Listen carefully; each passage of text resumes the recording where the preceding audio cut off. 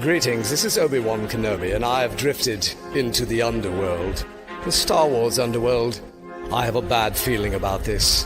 Here we go. We must go to the lower levels. The underworld. You've taken your first step into a larger world. You're after something. Ben. Since I've started the underworld, I've met so many great friends. Chris. I grew up in the 1990s, and mall packaging is nostalgic for me. Dominic. What I love most about Star Wars is that it's fun and it's all-round good times. So, this is where the fun begins. May the Force be with us. This thing really moves! Whoa! I like this! I can't believe you came all this way to see me.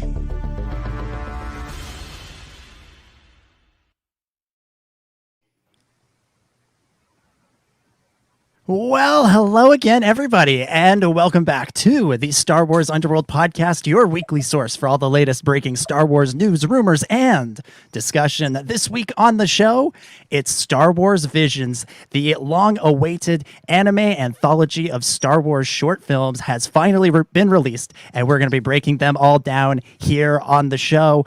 This groundbreaking new vision of the Star Wars universe. That's the show this week. That's the whole thing. We're not talking about anything else because why would we when we have Star Wars Visions to talk about? First, though, introductions are in order. In case you're new to the show or you've forgotten who we are, that can happen. My name is Dominic Jones, and with me, as always, he's the founder of the Star Wars Underworld. It's Ben Hart, the Star Wars guy.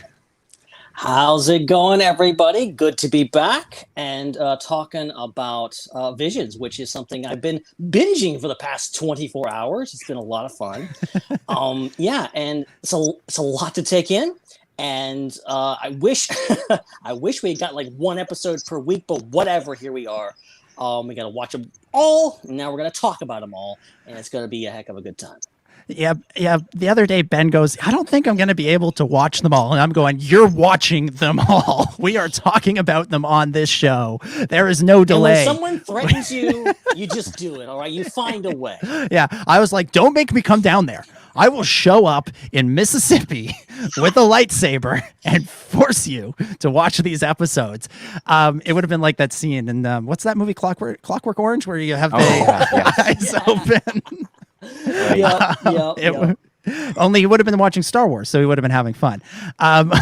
Also with us, as always, it's our good friend and co-host, Chris Seekell. Hey, everybody. We had to have Dominic do the intro for me because I got a very bad bout with the Blue Shadow virus this week, and I do not know how much voice I have inside me tonight. So I really wanted to, however, be on the show and talk about Visions because I really enjoyed it. So I'm going to do as much talking as I can, but we brought in some very qualified backup as well. So it's not just Ben and Dominic. Yeah, absolutely. And we should say, it's the Blue Shadow virus, but it's not the Blue Shadow virus, not the one that everybody's really worried about these days. It's a different one. Yeah, this one is very treatable. You know, they've done a long way since it was released in like 2009. Dr. Nuva did his whole thing, released it into the galaxy. They've done a lot, so Chris is being treated very, very properly. It's not the other thing. And as Chris mentioned, we do have another voice, another face on the show this week. He's a longtime friend of the show. You know him from the band F105. It's the Mando Torontonian. We've got Din. Din, welcome back to the Star Wars Underworld podcast. Hey guys, great to be here. Yeah, and we're looking forward to talking some Star Wars Visions with you. And you've been posting a lot about it, and I've read some of what you've said, and so I'm looking forward to picking your brain as well as hearing from everybody else about what we'll be diving into tonight. This is one of those instances where you really need lots of minds on the job, because there is. I've rewatched it once now, and there's too much going on to process. Yeah, it's like Ben said. I really wish they had to release these one at a time, like week by week, instead of going for the binge format. I understand why they did, because it's short films. In the end, the runtime was about the runtime of a Star Wars movie, but there's so much to each of them that I feel like, we almost could have done, Pod Force 99 or Radio Razor Crest about this show, diving into each and every one of them. And as we'll talk about, there's a lot of the worlds that we see in this show. I want to go back. I want to go back to them. I want to return to them. I want to actually spend some more time in them. And fortunately, one of them will be doing so in a novel later this year. But I'm really hoping that we'll be seeing Star Wars Visions 2 next year with some sequels, some follow-ups, and some brand new ideas. But who knows? That's something we'll have to wait and see. Like 9 pilot episodes for 9 different series. Like that's what this was. So it was kind of really weird watching it because it was exciting to go to each new one because you knew it was going to be all different. But at the same time, it was kind of annoying because it's like, oh, I want to see what happens next because some of these things kind of had more cliffhangery endings.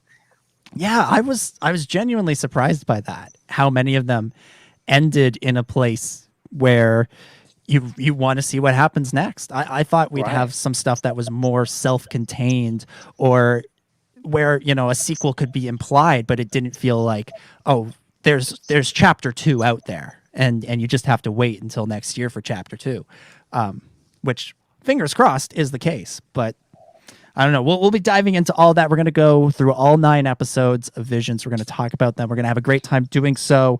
But first, there's a couple of things we want to remind you about. As always, if you're listening to the show, we want to remind you that we are available on YouTube now. You can watch the show. You can see our faces and look at all the ridiculous things that are happening. Ben just pointed at his own face. He's like this is the appeal. This is the appeal right here. This is why you tune in. You want to make sure that you and you want to make sure. I lost the train on that one. I got Ben. I got distracted by Ben and move here. Hey, hey, look at me. Ben thinks he's at a Biloxi Corn Shuckers game. This is why you got tuned. Shuckers, Dominic. This is why you got tuned into the pre-show. BS, all right, get it right. It's a bunch of BS. The point of all of this is that we're asking everybody to subscribe on YouTube. We're getting ever closer to that goal of 1,000 subscribers. So we're 74 people away. I just 74 away. So we do ask if you can head on over to YouTube, click subscribe, search for the Star Wars Underworld, scroll past the test footage for this TV show that never happened, and then you'll find us. If you enjoy what we do here, make sure and you want to support us financially, you can do so by going to patreon.com/the SWU. I just realized you can see me doing this and you get to see me wave my pen around as I say patreon.com/the SWU. And for as little as $1 a month, you can get access to all of our bonus content, which mainly consists of our pre-show. This week, we talked a little baseball. We had some technical shenanigans. It was a good time. So patreon.com/the SWU. We are part of the Culture Slate Podcast Network. We are very proud to be so. And we have many great compadres over on the Culture Slate Network, including Star Wars Culture, The Rollout, Star Trek Culture, Chatter Squadron, and Meg in the Morning. You can buy our merch over at tpublic.com/user/the Star Wars Underworld. There is still some merch over there. And if you like it, buy it and wear it when you start going to conventions again or just around in your day-to-day life. Again, tpublic.com/user/the Star Wars Underworld. And you can send us feedback to swunderworld@gmail.com. That is our email address. We'll be getting to some listener feedback, not this week probably, but we will be getting to some in the not too distant future. And as always, if you enjoy the show, make sure you subscribe not only on YouTube, but on Apple Podcasts and Spotify as well. Ben, you got anything you want to plug for us? Anything you want to tell us about the Coalition of Intergalactic Peace? Yeah, so we had a pretty good episode last week. It's up on YouTube. It's up on the Podcatchers. And it's all about top 5 fan theories. And it was a really fun episode. It had Steven Shinder on. It was a lot of fun. So yeah, go check that out. All right. Nice. Well, that's the plugs. That's the stuff. I think we can now dive into talking. Wait a minute. Something just happened. Wait. Something. Well, hey, guys. How's it going? So you may notice something different about me in particular. Yeah, it happened, guys. You asked for it, and it's here. It's mostly blue. You see, it's mostly blue, all right? And it's all credit to this guy right here, Jesse, who you've seen in the chat many times, is here in the flesh. And he brought this right here, what's on top of my head right now, because I was too lazy to go on Amazon and buy one. So here we are, and thank you, Jesse. Oh, no problem. For bringing this. And here's the studio. Just for the record, this is it. It's not nearly what you would hope for it to be.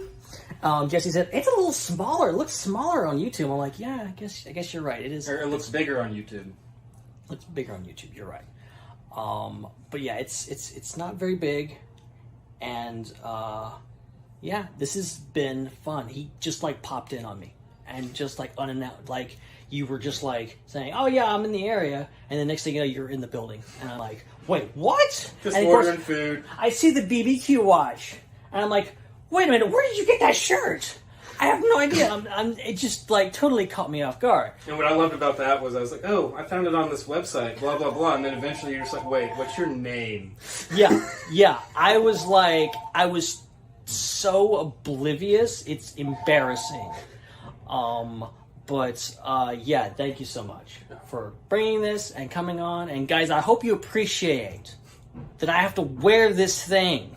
Apparently, I don't know, for the rest of the podcast, I don't know. So we'll see how that happens. And yeah, I'm already thinking of ways to reveal this on the show. Wink, wink. You'll see. But yeah, talk to you in a minute. Yes, the top hat watch is complete. Oh my god, it's done. All right. Are you happy? Are you happy? It only took what, 2 months? Just amazing, wow. amazing. And let's give it up. This is going to happen last week. It just didn't. Okay. The thing was sitting right here for the whole show. Oh my gosh. But we couldn't get the video to work. So here we are. Because and huge, massive shout out to Jesse Bennett, who is in the chat right now. Yeah, give it up for Jesse. Because okay, yes, I was going to buy this damn thing. But then Jesse was like, "Oh, I'm coming your way." I'm like, "Okay, all right, I'll take that. So he didn't just like go buy a hat. He got it and then he wrapped it in ribbon to make it blue. It was originally a black hat. You can see still some of the black on it. What? Yeah. So I couldn't tell. Yeah, you couldn't just totally think. But like he did all this. It's amazing. Are you sure, Ben, that top hat isn't white and gold? Because it looks white and gold to me. Don't even go there. No. Oh, But, amazing. Yeah, this thing is hot as hell. And yeah, I don't know. But thanks to Jesse for making this happen, and also not allowing me to milk this for any longer. Oh no, Ben, you gotta wear it. Genuinely, that suits you. That look like works for you. It does look pretty good. It works. It works. You should be wearing it. Wear it for the rest of the show. Wear it for the rest of the show. I might have to take breaks. Poke some holes. Poke some holes in it. I think you need new friends, Ben. I'm starting to think that too. I'm glad there's somebody sensible on this podcast. You're not getting advice that will help your life. No, that's what Yoda said. He said, "Wear the blue top hat. You should try not, do or do not." That's my favorite Yoda quote. Mm-hmm. It's amazing. I love that video too. There were a couple of things from that video I need to ask about. First and foremost, did somebody answer the phone? Because it was ringing. No, because it kept ringing. Just went to message. Okay, good. Second, I noticed on the door you have a Mandalorian costume with a helmet hanging on the back of your door. Like that's like you're ready to change into it at any moment. All I have to say is, damn it. Because I did not want to reveal that, and I did not mean to do that. Oh my god. Amazing. Oh, that's incredible. Incredible. So the top hat watch is complete. Depends on your definition of incredible, but I mean, based on that hat, I feel like we should start calling you the Incredible Ben Hart, and you should be pulling some rabbits out of it or something. Anyways, I almost don't even know how to go on. Oh yeah, yes. Nothing. Ben's like nothing up my sleeve. I figured after all this time, I had to find some way to just derail the show completely. Amazing. So yeah, there we go. All right. Amazing. All right. I think we should now finally, now that the Top Hat watch has come to an end, we should find. Ben's wearing it like slanted now. Great. This is not gonna. I'm not going to be able to do the rest of the show. We should finally talk some Star Wars Visions now. Everybody who's listening to this, you're missing quite the show. We should talk some Star Wars Visions now. And Din, I'm going to rely on you to get us back on track here.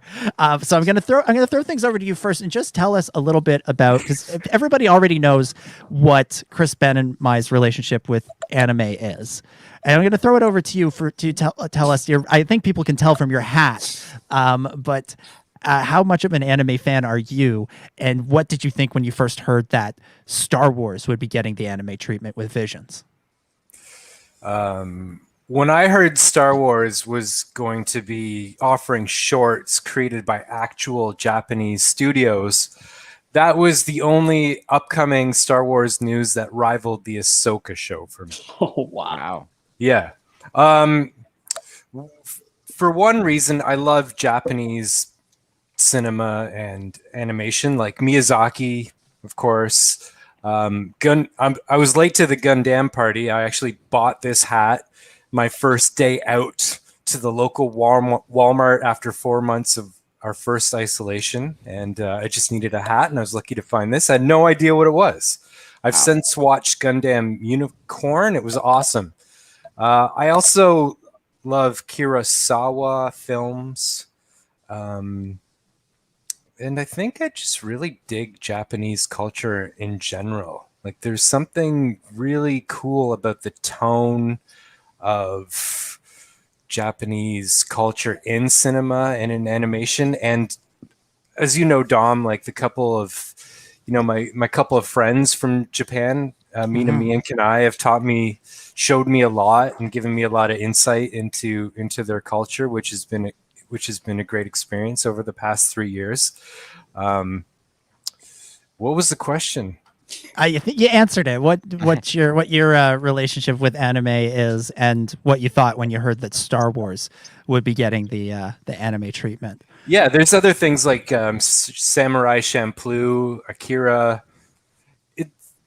There's a tone, There's a tone. There's a cultural tone that translates into cinema, which these episodes had in spades. And tone is maybe my favorite word in art, and it was also one of Tolkien's favorite words.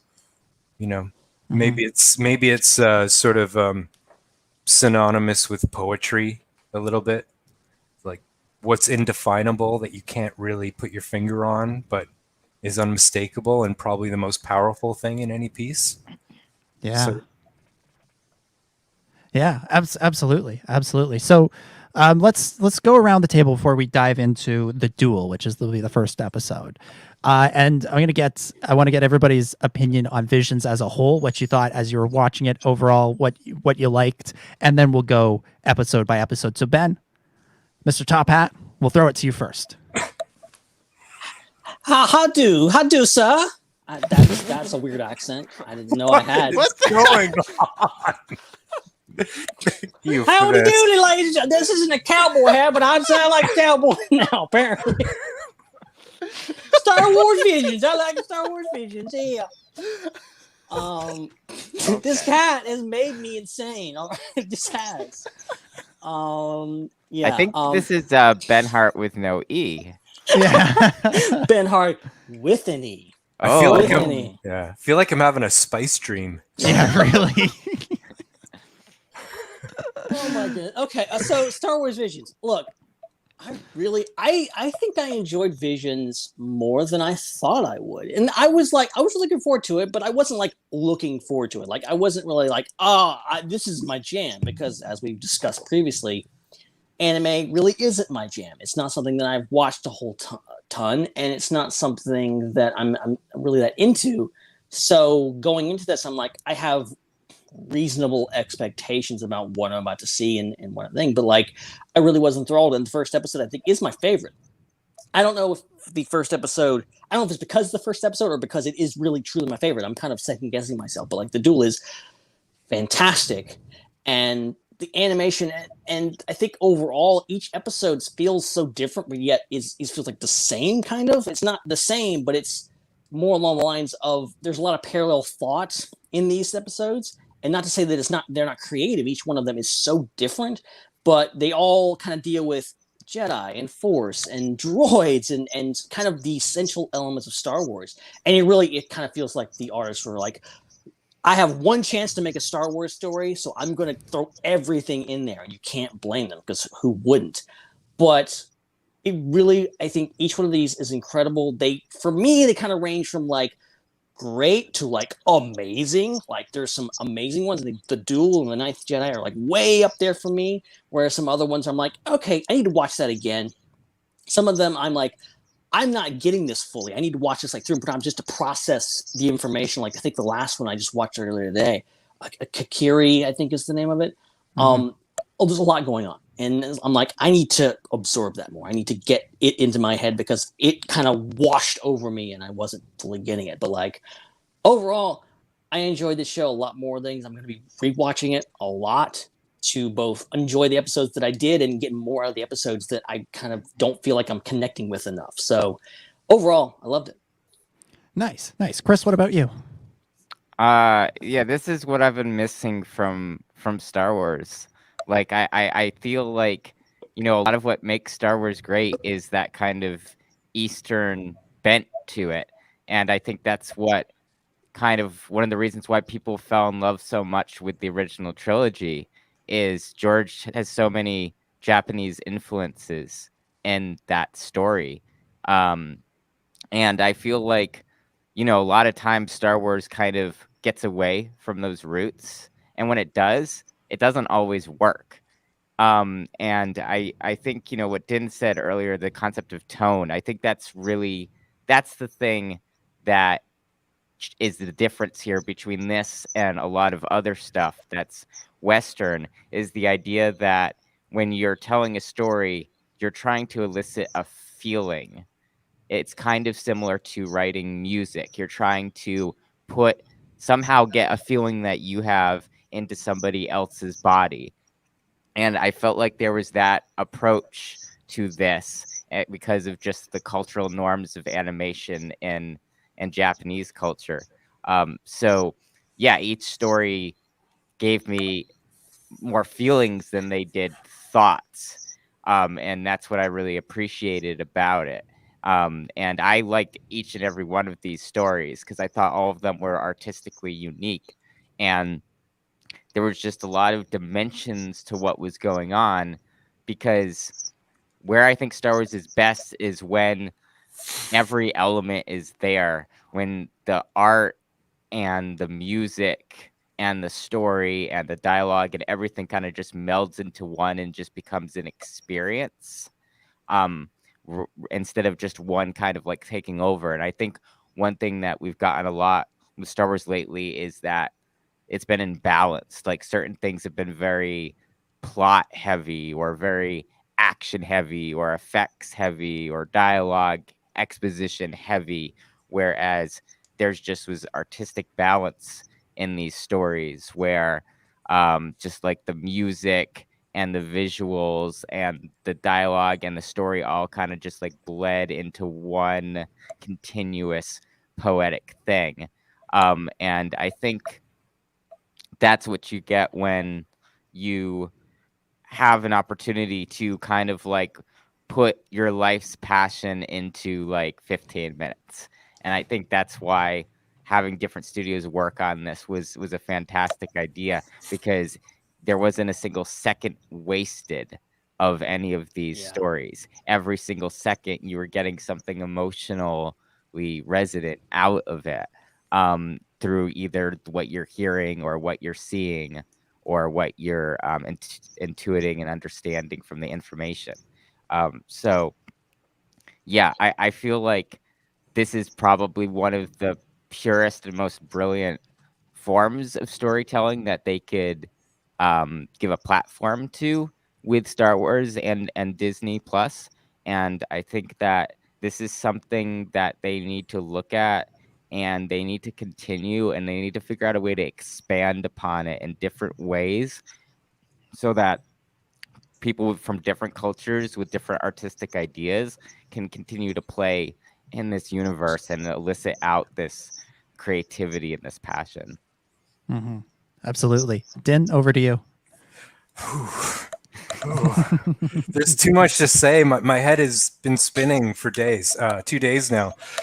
One, this is why I could care. I do not care about the word canon. I think canon is the worst word to be used in mythology. I don't care if you know how the picture should look like a puzzle, and you know how it's going to be, and you're just putting those pieces together that get you to the thing that you already know. I don't care about that. I want to be blown away. I want to be blown away by plot, by tone, by poetry, by image, by sound, by action, by spiritual ideas conveyed, by philosophy. I want my mind completely blown by Star Wars, because you know what? That's how it started. The first movie completely blew you away on all those levels, and when it's doing its best, that's what it's doing. I mean, I finished. I thought, maybe I'll watch a couple of episodes. No, I didn't think that. I knew I was going to watch them all, but what I found was I couldn't wait to get to the next one. And as I was getting to the next one, I was thinking, I can't wait to watch the one I just watched again. Like, yeah, that experience you have when you discover what is truly one of your favorite music albums. You feel every song you love so much, it speaks to your life in every way. You don't really know why, but when it's done, you go right back to the end. I remember doing that with CDs in high school, and one CD I wore out. I played it so much I wore it out. So today I finished my second watch about 3 minutes before we started this show, and I think what I could say most poignantly is that this is for me, the most true Star Wars experience, the most mind-blowing Star Wars experience, aside from a couple of moments, but since the Clone Wars. Wow. I think this was I don't even have to think it. It's just, I just know it. This blew my mind like the Clone Wars did, and I can't wait to go I think I'm probably going to watch each one of these shorts another 500 times, just like for the rest of my life, like I do with all Star Wars. And I think, like the Clone Wars, I actually think out of all Disney does, this is the future of Star Wars. This, I'm watching it and I'm going, I'm seeing everything that should be in Star Wars. I'm seeing genders. I'm seeing, different races. I'm seeing Star Wars from a Japanese point of view now, that's truly Japanese because it's made by Japanese creators and supported by ILM and some technical aspects done by Lucasfilm. I mean, Lucasfilm, not ILM. And I think this stuff can expand into, just like the first, the Genndy Tartakovsky series kind of hinted at great stuff that could come. And then the Clone Wars movie came, and when I saw that, I was like, yeah, but that's hinting at true greatness. That means true greatness is coming. I said that after to the people I saw it with, and we got true greatness. By the time you get to stuff like Mortis Trilogy, you're in truly great art. And actually, I think this has that potential to spin off into 3D shows, even live action movies. I don't care about canon. Like, I know that Luke's going to be doing something with Grogu, but I know Luke's story. I know where the puzzle goes. He's my favorite hero as a kid, but you know what? I actually don't really care that much. What I care more about is this stuff. It's new. Yeah, I have to echo, like, just really quick, like, canon, non-canon, like people wanting this to be canon or not canon. Like, I don't care, but also I love that this is non-canon. I love that they're just like, okay, this is whatever. And I love watching these episodes going like, okay, I know this isn't really part of the story, but what did the directors, what did the artists, what did they intend it to be? In some of these episodes, like the Duel is like, it opens with like these people in First Order armor and it's bandits, and they're like, oh, this is the last remnant of the war. I'm like, wait a minute, what if this is after the Rise of Skywalker? What is this like? It's kind of like a fan film in a way, like much better than any fan film I've ever seen, but like a fan film in a way that like fan films have their own internal logic, and they also are trying to be canon, even though they're not. And they're trying to be like real to the universe.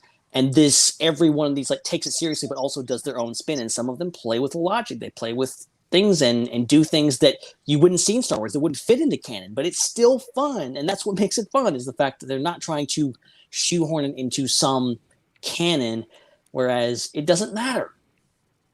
Yeah. I think if the story's true in your mind, it's true. Mm-hmm. Yeah. That's how I feel when I watch a lot of the Tartakovsky series. That's how I feel when I watch this. I mean, there's so much Star Wars now anyway. I can't even keep up with what would fit in canon. Like, I don't even know how anyone does it. Who knows? These stories are true to me. Yeah. Yeah. As far as I'm concerned, I want to ban the word canon for the rest of the show. We'll set our bit on canon. Yeah. No. But I, for the record, I completely agree. Like, I think what these shorts show and what makes them so special and great is that it's Star Wars stepping away from having to be a franchise and just getting to be a story again. Right. You look at what the writers and the directors and the studios did with each of these stories was they said, what is Star Wars to me? What do I want to see in Star Wars? And then they just did it. They didn't worry about what was going on in other stuff. They didn't worry about what was going on in other things. They didn't really, I don't think they really worried about how the audience would react necessarily. I think they just said, let's tell a good story. Let's tell an interesting story. Let's tell a compelling one. And let's do it in the Star Wars universe. And they succeeded. I don't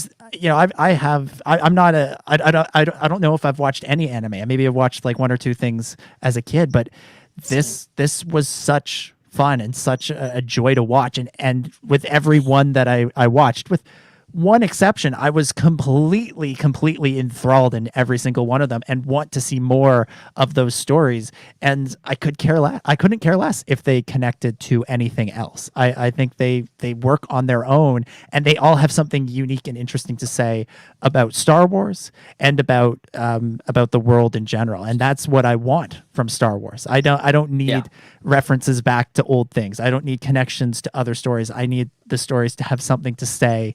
And to say it in a compelling, engaging way. And as both Chris and Din and you, Ben, have all pointed out, like these episodes speak to you in a way that few other Star Wars things do. They've found the secret formula, I think. Yeah, and there was something Chris said about like Star Wars returning to its roots. Mm-hmm. That it just, like, even the spiritual ideas that were conveyed in a couple of the episodes, it's like pulling it back to like recenter. Yeah. What Star Wars is, and it's not something to idolize. Like, to me, that's what canon kind of is. You kind of idolize it, like you're turning this idol into like a real live, like, these people are real, and so it has to be real. So canon has to always match up because it's an actual real thing that exists with real people, but it's not. Yeah. It's art, and how it moves you and how it makes you like sort of reevaluate your life and what the world is, and how it makes you see things differently or be open to new ideas, which happened a lot in these episodes. Like, that's the recentering back to that's actually true. The symbols point to the truth. The images are the windows that point to the truth. They're not the actual truth. Which Yeah. Absolutely. All right, let's dive into the episodes, and we'll start with the Duel, which was created by Kamikaze Duga. I know I'm going to butcher all of these studio names, so I apologize in advance. But let's start with the Duel. And Ben, over to you first again. Give us your overall thoughts on the Duel. Yeah, so like I said, I think this one might be my favorite out of the bunch. And it was the first one that I saw, I think, like most people. And just, I love the whole aesthetic of it. I love that it has its own style. It's mostly black and white, minus the lightsabers, which is just brilliant. I love the film grain of it. It obviously, there's several scenes in there that like direct callbacks to some films that have directly inspired Star Wars. And it's just very simple, and it's very Western samurai-esque, and also by definition Star Wars-esque, of like, oh, guy shows up in town, bandits show up in town, they fight. And, there's another thing, but like throwing in this other wrinkle of like, you don't know, you assume he's a Jedi, but he's not, and what is his deal? And you don't really get an answer to that. And I love the story of it, but also just like it's visually so breathtaking. It's so good, and it's hard to just put into words like how great, how aesthetically pleasing it is, and just watching it. I'm literally watching it right now just without the sound, and it's so good. Like, it looks so good. But then you throw in the things that I need to actually watch them with the proper Japanese voice cast too, because I've only watched them in English. But just all the things. I love there's the little lights you see. The lights are blue and green and certain things, but the rest of it's black and white. Like, it just pops, and you don't even think about it. But yeah, this is my favorite out of the bunch. I love it. Nice. Chris, what about you? What'd you think of the Duel? Yeah, this one was definitely one of the more stylized ones, and the black and white look to it. It immediately reminded me of Akira Kurosawa films, which are all in black and white. So the aesthetic, even though it was animated, reminded me of that live action old Japanese classic Western type look.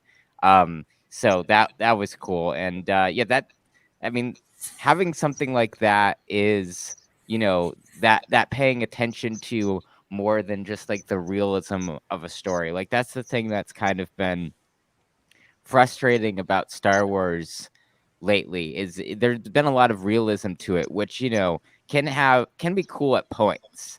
Like, there's moments where you see something and it looks like really real, like you see like, an animated tree or a forest, and it looks real and it's really cool.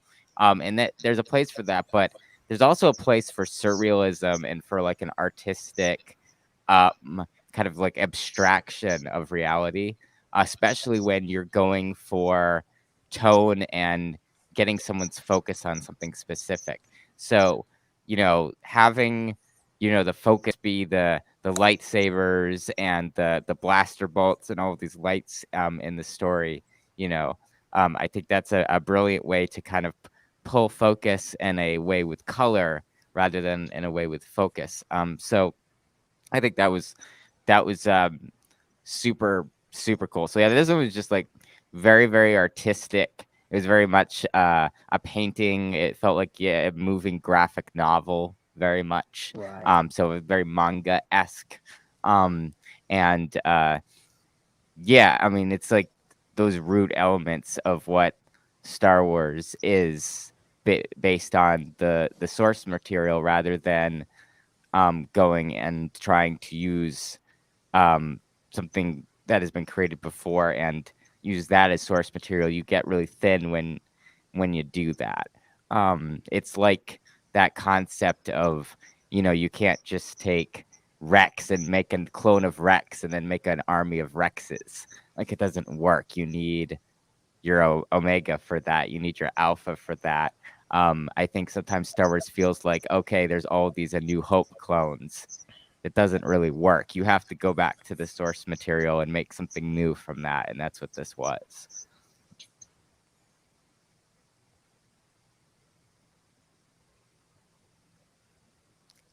Oh, I think we lost you, Dominic, for a second. Yeah, we did.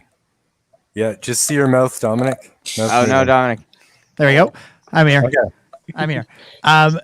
Din, we'll go over to you. Your thoughts on the Duel. Oh, well, yeah, mind blown completely. Very obviously very Kurosawa, specifically Seven Samurai and Yojimbo. Go out and watch those movies, everyone listening, if you haven't. It's the slow pace and tone of Japanese martial arts and fantasy war films that I love too. Where that slow pace is something that even when George went quick, he was always giving shots enough space and enough pacing to really let your eye sink in on the well-designed design that, followed the fundamentals and was really going to capture eye because it was designed to. For instance, I mean, I could go on this. I could, as a painter, like I'm an established visual artist. I can go on forever about the details. I'll just pick one. The concept of doing like black and white with hints of color is something that's been done before, like Schindler's List. So then it's like, well, if you're going to do that, what's the point and what's interesting about it? And I realized when they chose the pencil style of animation, which is basically, so like you could think when they're shading in maybe like the shadow on a hair in one frame, and as the hair moves, they're shadowing with their hand for the rest of the 23 frames per second. So when you put them all together, the shadow lines kind of create like a moving texture. And that's even when the shot is static, they're still moving, which is great. Yeah, so you have this like slow pace where the line is moving, and which line is line variation of length and thickness is what is interesting to the eye. And the point I realized was that it was only technical. And so that gave it a really old, plus black and white gave it a really old organic village type of like real, like it gave it an organic feel. So then when you contrast that to the lights, everything that was a color was something that was technological. So it was like a saber or a light. So then you had this perfect contrast, this yin and yang of black and white organic, and then hot popping light, which was technological. So modern and old and organic and technical. So that really, I think, is objectively appealing to people's eyes. Yeah, and the purpose there was to show the contrast. So that was awesome. Mm-hmm. Yeah, like I got to mention in that, because it is the lights, the umbrella saber. It's so great. Because this is something that I've learned, like Kanai, who I was playing guitar for, like she's a Japanese idol singer that was in Toronto for a couple of years. So I played guitar for her, and last summer, because of COVID, we couldn't play shows, so we were busking on this, playing street music, and she would show up with an umbrella on sunny days. So the umbrella in Japan is like really used a lot, not just for rain, but also for sun. And it's such a normal everyday thing, and used a lot that, Japanese culture is obviously has a great visual aesthetic and design. So the umbrellas there, like everyone has kind of their own individual cool designed umbrella. Mm-hmm. So I thought that was a very that was a very Japanese nuance that I'm aware of that gave this, that's you can't come up with that if you're a white middle-aged guy like me say I was making a Star Wars movie from my perspective. I mean, I just wouldn't be able to offer anyone really anything new like that. So it's because it comes from that kind of authenticity that we get that. Most people probably don't notice that as being Japanese, but you would feel it. Yeah, I don't know at what point umbrellas started getting used for rain, because it's like the name itself implies that it's more of a parasol because it means little shadow. So. Oh, yeah. I did not know that. Did not know that. Yeah, because and then it's of course related to Umbaran, the shadow planet. Oh, well, yeah. Wow. Okay. Wow. I feel like I'm going to come away from this episode having learned so much and being way smarter. Also the umbrella as the helicopter, like the Twilight of the Apprentice. That after, because of the reaction when that was in Rebels. Yeah. You know what? I always loved that though, and I realized today why I loved it. It's like actually something out of a Hieronymus Bosch painting, like in like demons in hell flying with like demon wings. Like that's, I think, what Dave Filoni's idea probably was. It works so and much it works better here that way. It works so much better here. Not like I'm not bothered by the umbrella sabers. I like the fact that people are like annoyed by those things in Rebels. But like there's just something about, like logically speaking, that isn't the case. But someone holding something over their head and the lightsaber is spinning it, you just know like it works. And then with these whole like just massive movements of these goes up, stops midair, and then just pounds down. Like it's just so great. Yeah. It was fantastic. One thing that sort of stood out to me, I don't have anything anywhere near as deep as anything that you guys have been saying to add, but my main takeaway from the episode was I can't believe we've never seen a lightsaber duel in a river before. That feels just so... On a log in a river. Yeah. Very inventive. Yeah, but it feels like something we should have seen. Or through a waterfall. We've never seen a waterfall lightsaber duel either, I don't think. Yeah, it was great. What sort of amazed me about that episode is it feels so very Star Warsy, because I think it's, as you guys have pointed out, it's referencing the same things that inspired Star Wars, but it plays with our expectations for what Star Wars is, even going as far as to it's not a battle between Jedi and Sith, it's a battle between two Sith Lords, and you're sort of left, you realize at the end of the episode you've been rooting for a Sith Lord as the hero. But is it a Sith Lord the hero? That's an interesting question. That's what I love. That's the thing I love most about this episode is you get to the end. I've actually always been, in the early days, I can't remember if it was Gary Kurtz or whoever, but the idea was suggested to George, make the bad guys have red sabers and the good guys good, because it's Western, that they're merging Western and Eastern ideas from spiritualities. But in the West, the devil red and the fire of hell is associated with the devil, and then the blue is like the heavens, the sky. But in Eastern cultures, that isn't the case.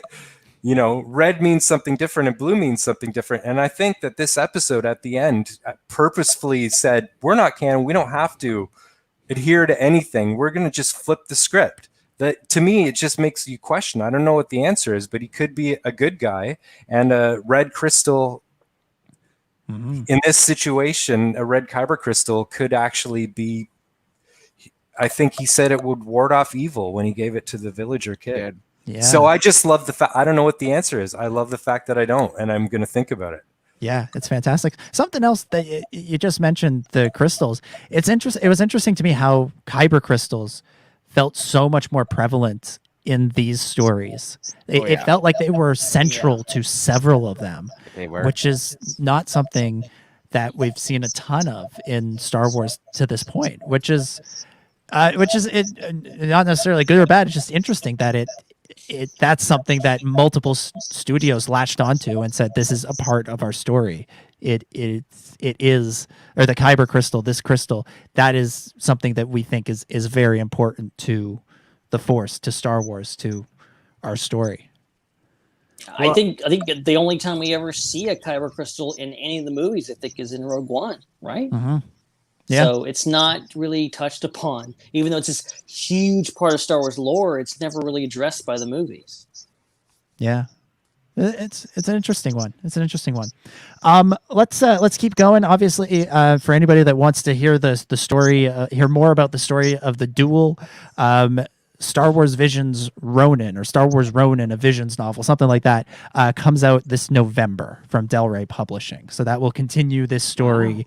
And continue to tell stories in this world in the novel format. But we'll move on now to episode 2, Tatooine Rhapsody by Studio Colorado. And Din, I think we have to go to you first on this one. Tell us what you thought of Tatooine Rhapsody. Okay. Well, I'm writing a review for a Star Wars website, and I just had this part taken out, so I'd like to just add it here. For sure. First, they stole my name. Now they stole my movie idea. Nice. Because I don't know if anyone's noticed my post, but for a few years, every once in a while, I'll just start daydreaming about what it would be like to be an intergalactic touring rock band. You know, and like seriously thinking about it, like trying to imagine what the sound would be like, what the concerts would look like. I always imagine the band would be a little more Radiohead meets the Cantina or something. But I don't know, Dom, if I'm allowed to say what we're working on. Go for it. Yeah, Go so for it. I said to Dom one day, you know, like I've had this idea for a movie called Space Junk since I was in high school, about basically about two goofballs based on myself and my friend Adam. But then I realized, and they were sent off into, they end up in space. I don't know what the idea hit me like a half a year ago, that it should be this intergalactic touring. They get latched on like as like road crew or something to this intergalactic touring rock band. So I told it to Dom, and I just said, what do you think? And I just thought I'd throw it out there, and Dom liked it so much we're writing the script. Anyway, oh my gosh. Yeah. We thought we had a really original idea. Okay. Yeah. Yeah. Now I'm going to keep what I actually think about this episode to its most economical point, which is that since I was 16 and I went through, you know, my parents had it was not a good divorce. And what I needed was something to get lost in desperately. And that's when I found rock music. I literally quit Air Cadets because I wanted to be an Air Force pilot. And I started a rock band. And with my good high school friends from grade 9 that I just met there after we moved after the divorce. And my band became my salvation and my family. And it's this idea of found family that any band that's a real band actually is, you know. And this episode about a band being a found family from like the lead character, I forget his name. It looks like he's survived the purge or something like that. And then he's found by Geezer, who becomes the bass player, who's been trying to put this band together. And he founds this Jedi who's like the singer they've been looking for. And like this notion of a found family and how that helps you and gives you meaning and something to work towards with some close friends was everything to me and still is. So this episode hit home for that. There's a lot more I could say, but I'll leave that to you guys. Cool. Chris, what about you? What do you think of Tatooine Rhapsody? Yeah, no, I think it was fantastic. It really showed how awesome it is that there's multiple studios working on these things because of the visual differences between the previous one and we talked about it and this one. You know, they could not be more different. You know, you go from something extremely like moody and stylized to something extremely bright with more realism in it. So it was a very interesting and different style of animation for Tatooine Rhapsody. But you still had that tone to it, but it was just, you know, it was through rock, which, you know, is very fascinating to see merged with Star Wars. Because, you know, that's something that we've only seen come in a little bit. Like you had a little bit of it in like the Solo soundtrack, a little bit of rock elements there. So it's not a sound that we're used to seeing associated with Star Wars. So having that go full on like that was super interesting and super cool. And yeah, it was just kind of like an isolated story where again they could utilize very efficiently the time that they had so that it was paced very, very well. So yeah, I thought it was really enjoyable and fun and just really interesting and stimulating. Mm-hmm. Ben? Yeah, I'm gonna echo everything you guys are saying and more. Like it really was. And what struck me most is like watching this immediately after the first one, like being so different and so unique to its own, and not just adding color back into it. Like there's this different style of animation, and you get certain elements like when they're going into the pod race arena. You know, it's obviously like 3D animation, like it's like a different style, and it looks so good. Again, but it's like got its own look and feel to it. But you know, also I love going again. The pod race arena is great, and seeing this kind of this iconic, you know, location. hasn't been gone back to a whole lot since the Phantom Menace. This show goes back to it, which is great. And, getting this different perspective that I personally never thought of, which was like, okay, what would a rock band in the Star Wars universe be like? And what if their bass player was a Hutt, and he had and he would happen to be the cousin of Jabba or something like that? Like, what would that be about? Like, I love this, and getting Tim Morrison back as Boba Fett, which is great. Little teeny tiny short Boba Fett, still Boba Fett. I love it. And overall, it's just a great fun story. Again, kind of leaves it open ended. You don't really know like what happens, what's going to happen, whatever, what's going to happen next. But it's still completely different tone, completely different feel, but still telling its own story. And it's really just like, again, like I would watch a whole series. Like probably each one of these, I would watch a completely different series, and I almost knocked over my soda pot. That's okay. I'm knocked over a bunch of other stuff. Oops, never mind. Lisa didn't know knock over the my hat. This time. Yeah. Just I don't need to move back because the hat will just come off. So I don't need to move around too much. But I love this episode. Like I think this is probably up there, like as one of my favorites. Yeah, this was my most anticipated episode, in part because we're working on Space Junk, and I really wanted to see what the studio came up with and what it could look like. And it was also the episode that I think I realized that like, I am really going to like Star Wars Visions, because I love the first episode. Obviously, I thought it was very interesting and very engaging. And I had kind of expected Tatooine Rhapsody just to sort of be a little bit of fun, just some silly fun. We'll have some fun. We'll have some good music. We'll have a cool concert scene. But from the opening moments, when you're seeing Order 66 all the way through to the sort of the origin stories, and then the final show with Jabba, I was so surprised at how much I was drawn in and how much I suddenly deeply cared about these characters and how moving and affecting it was. And I just loved it. And I loved hearing that sound in Star Wars. And I do, like Chris said, I love it when Star Wars has done those small snippets of it in the past. For people who listen to the Clone Wars Strikes Back, and that sort of guitar bit that we use as the intro, that was from the Clone Wars movie soundtrack that Kevin Kiner did.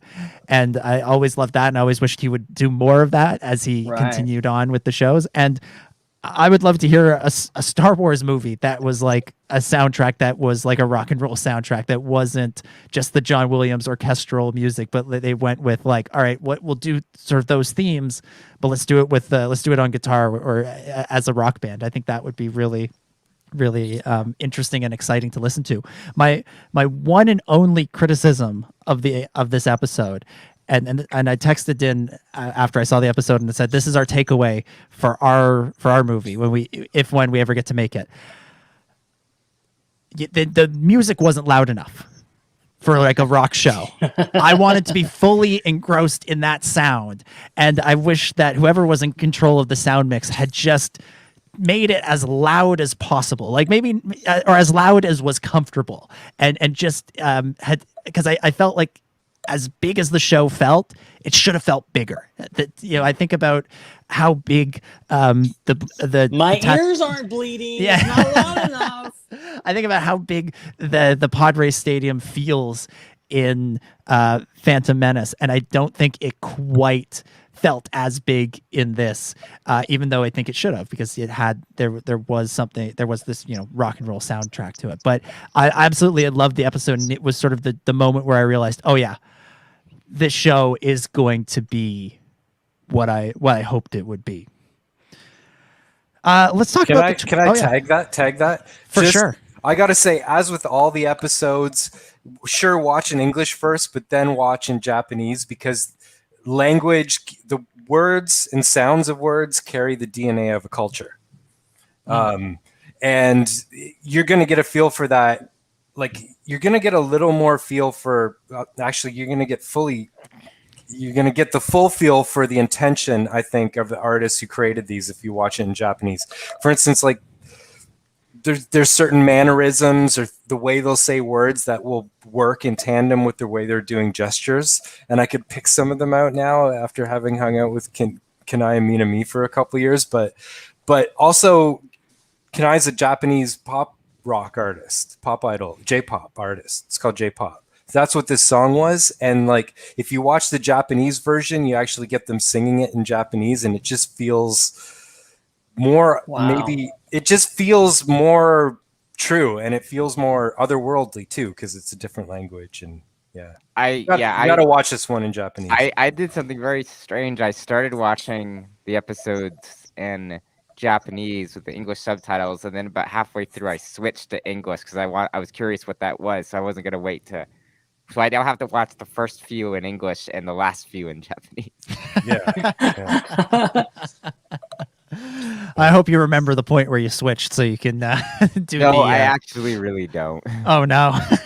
I just remember at some point halfway through, I'm like, I'm wondering how good the English dubs are. I switched, and I just never switched it back. You'll have to watch They're more really good. Star Wars. Oh, yeah. No, it was good. Both had their merits. But just the song in Japanese is way better. I mean, I haven't heard the English one yet, but I thought the Japanese one was great. I was like, wow, is this what everybody's going to be karaokeing at Celebration? It should be. Yeah. It should be. I Like, think we've got actual music now that we can sing. Yeah. Lyrics. not in Hatiz or something unattainable. What, you don't want me to sing Jabba Flow again in Hatiz like I did at Celebration London? Yeah. All right. Let's keep going. Let's talk about The Twins by Trigger Studio. And Chris, why don't you start us off with this one? What did you think of The Twins? This one was very like 1980s anime.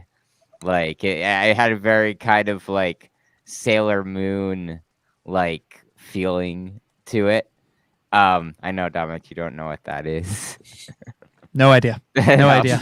Yeah, no, it's got, it's this very superhero, that them being in space, like, yeah, like this one was just like really insane and crazy, and just like insane colors and things. Like, yeah, I thought this was like just like visually just like really crazy, and just extremely fast paced. Yeah, totally. I thought this one was, for me, like just insane, but also like it dialed it to 11 and like didn't let up, and didn't also like, I expected to like have more backstory with the twins, because we heard about this one going in like, okay, there's two twins and they're twins of the dark side or whatever, and I wasn't expecting like them just throw you into the deep end and like, okay, they're established, there's this giant 2 Star Destroyers packed into one weapon and all this kind of stuff, and basically kind of like this, kind of like maybe Leia and Luke, but also not really. And I appreciated that it wasn't like they weren't trying to do their own version. Like, these characters are very well defined. Or even Rey and Kylo, I guess. Yeah, you could definitely do that. I didn't even think about that, but that's obvious. Like, it's like it's right there. There's so many brother and sister kind of things with that, and it really was like, it's a stunningly episode. I love that they just, again, the C word going, just going off that. We're not gonna ignore that, but the fact that they're fighting in space with no spacesuits, and then I think the droid shows up and he's got a spacesuit. Yeah. I was thinking that too. It was ironic. I saw a few people on there. What's the deal with this? How can they fight in space? Like, just. Are you seeing this? She grew like 6 arms and fought with a lightsaber, like, and she had light whips. Like, what do you expect? Yeah. Where are we? Who's gone? Chris talked. I talked. I think it's all right. Din, over to you. Oh yeah. Okay. So, ironically, this was my least favorite, and not that it isn't great. It is great. It's just my sensibility. Like, why do you hate this episode? That top hat is just bringing out some kind of power trip. Lord Ben. Okay. Darth Hart with no E. Yeah. All right, I'm back to normal. Back to Darth normal. E with no heart. Or something. Okay. All right. So because it's fast paced and I like the slower stuff. But I guess 80s anime, which also Gundam. I watched Gundam Unicorn, and which had a vibe like this. It's the pacing and the emo level of emotions was very similar, and the yelling and the quick cuts. I say ironic because there's actually so much Last Jedi in this. It's not funny. The twins are Luke and Leia, but also kind of Ben and Rey to me. And then they're fighting over the crystal with the Force. What else was there? There was the slice through the Star Destroyer, which was like the Holdo maneuver. There was so much Last Jedi. There's more stuff in here that was Last Jedi. I can't remember. But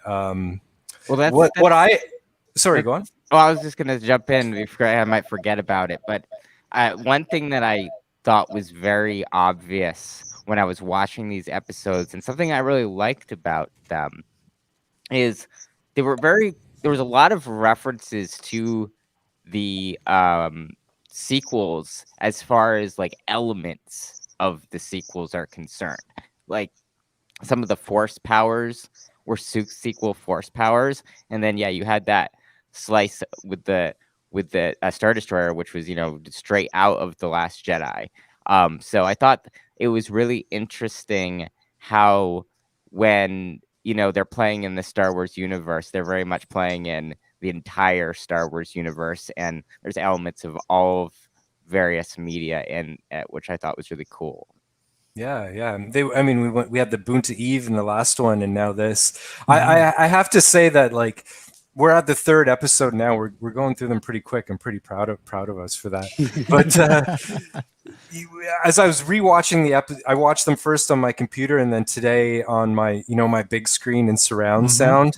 And there's just so like what Chris was saying about like these are creators who've totally. You could tell they've been thinking about Star Wars all their life. Sort of like a band when they write their first album, they've been making all those songs their whole like since they got together in high school, and they put out one first album. It's awesome. Then it's hard to follow it up. So each one of these is just so jam packed with sound and visual and ideas and concepts that you can't even on second watch, I'm not even beginning to get it all. Like there was a cut in the Boonta Eve where there was so many cuts of things, people reacting to the concerts. One was the Cantina band watching the show in the Cantina. And I'm just thinking, what are they thinking? Like, our gig sucks compared to this.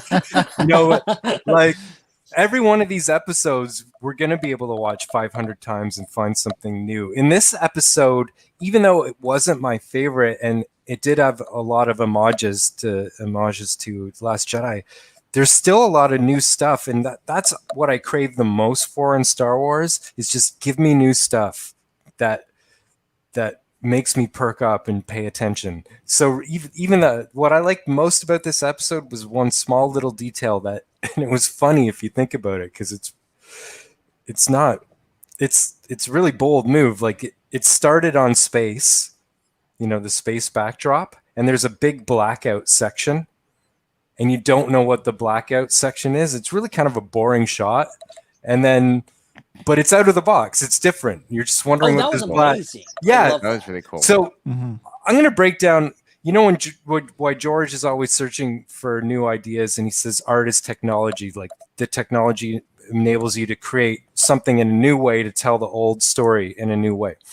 Biologically, we have a compartment in our brain that recognizes when something is out of its place. It's for our survival. So like you're walking through the woods, it's built up in our DNA over hundreds of thousands or millions of years.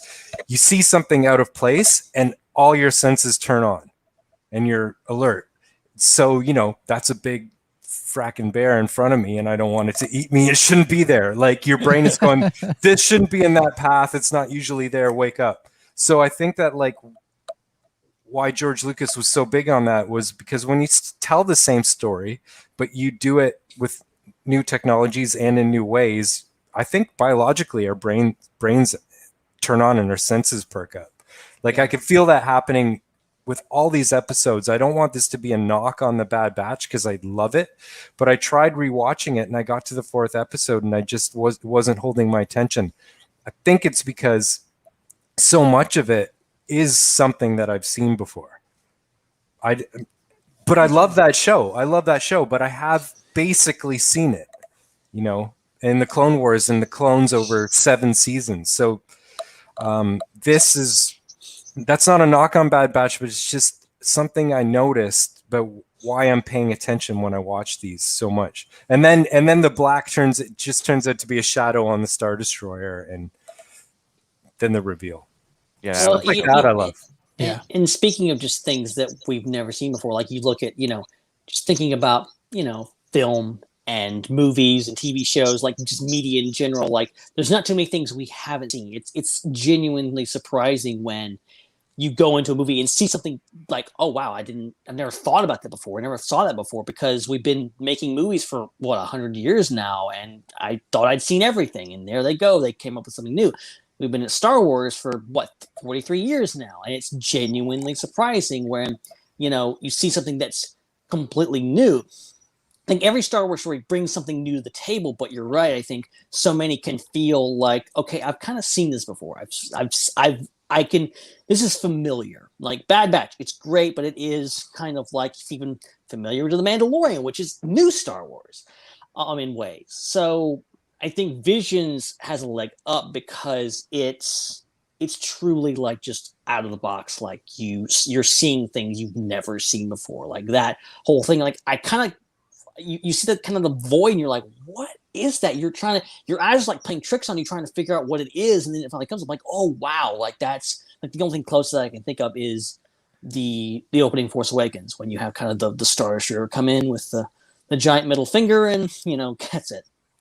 Yeah, sure. Yeah, it's riffing on that. I mean, Star Wars is a template, you know, and the trick is always going to be, how do you get outside the box when you're in the box? I just have been craving more of it because I, point blank, just don't feel like Star Wars has been doing enough of that. And I agree with George Lucas on that. Like it needs to push the boundaries. It needs to always be pushing hard. He was all about that.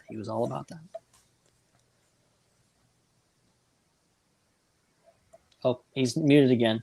Dominic.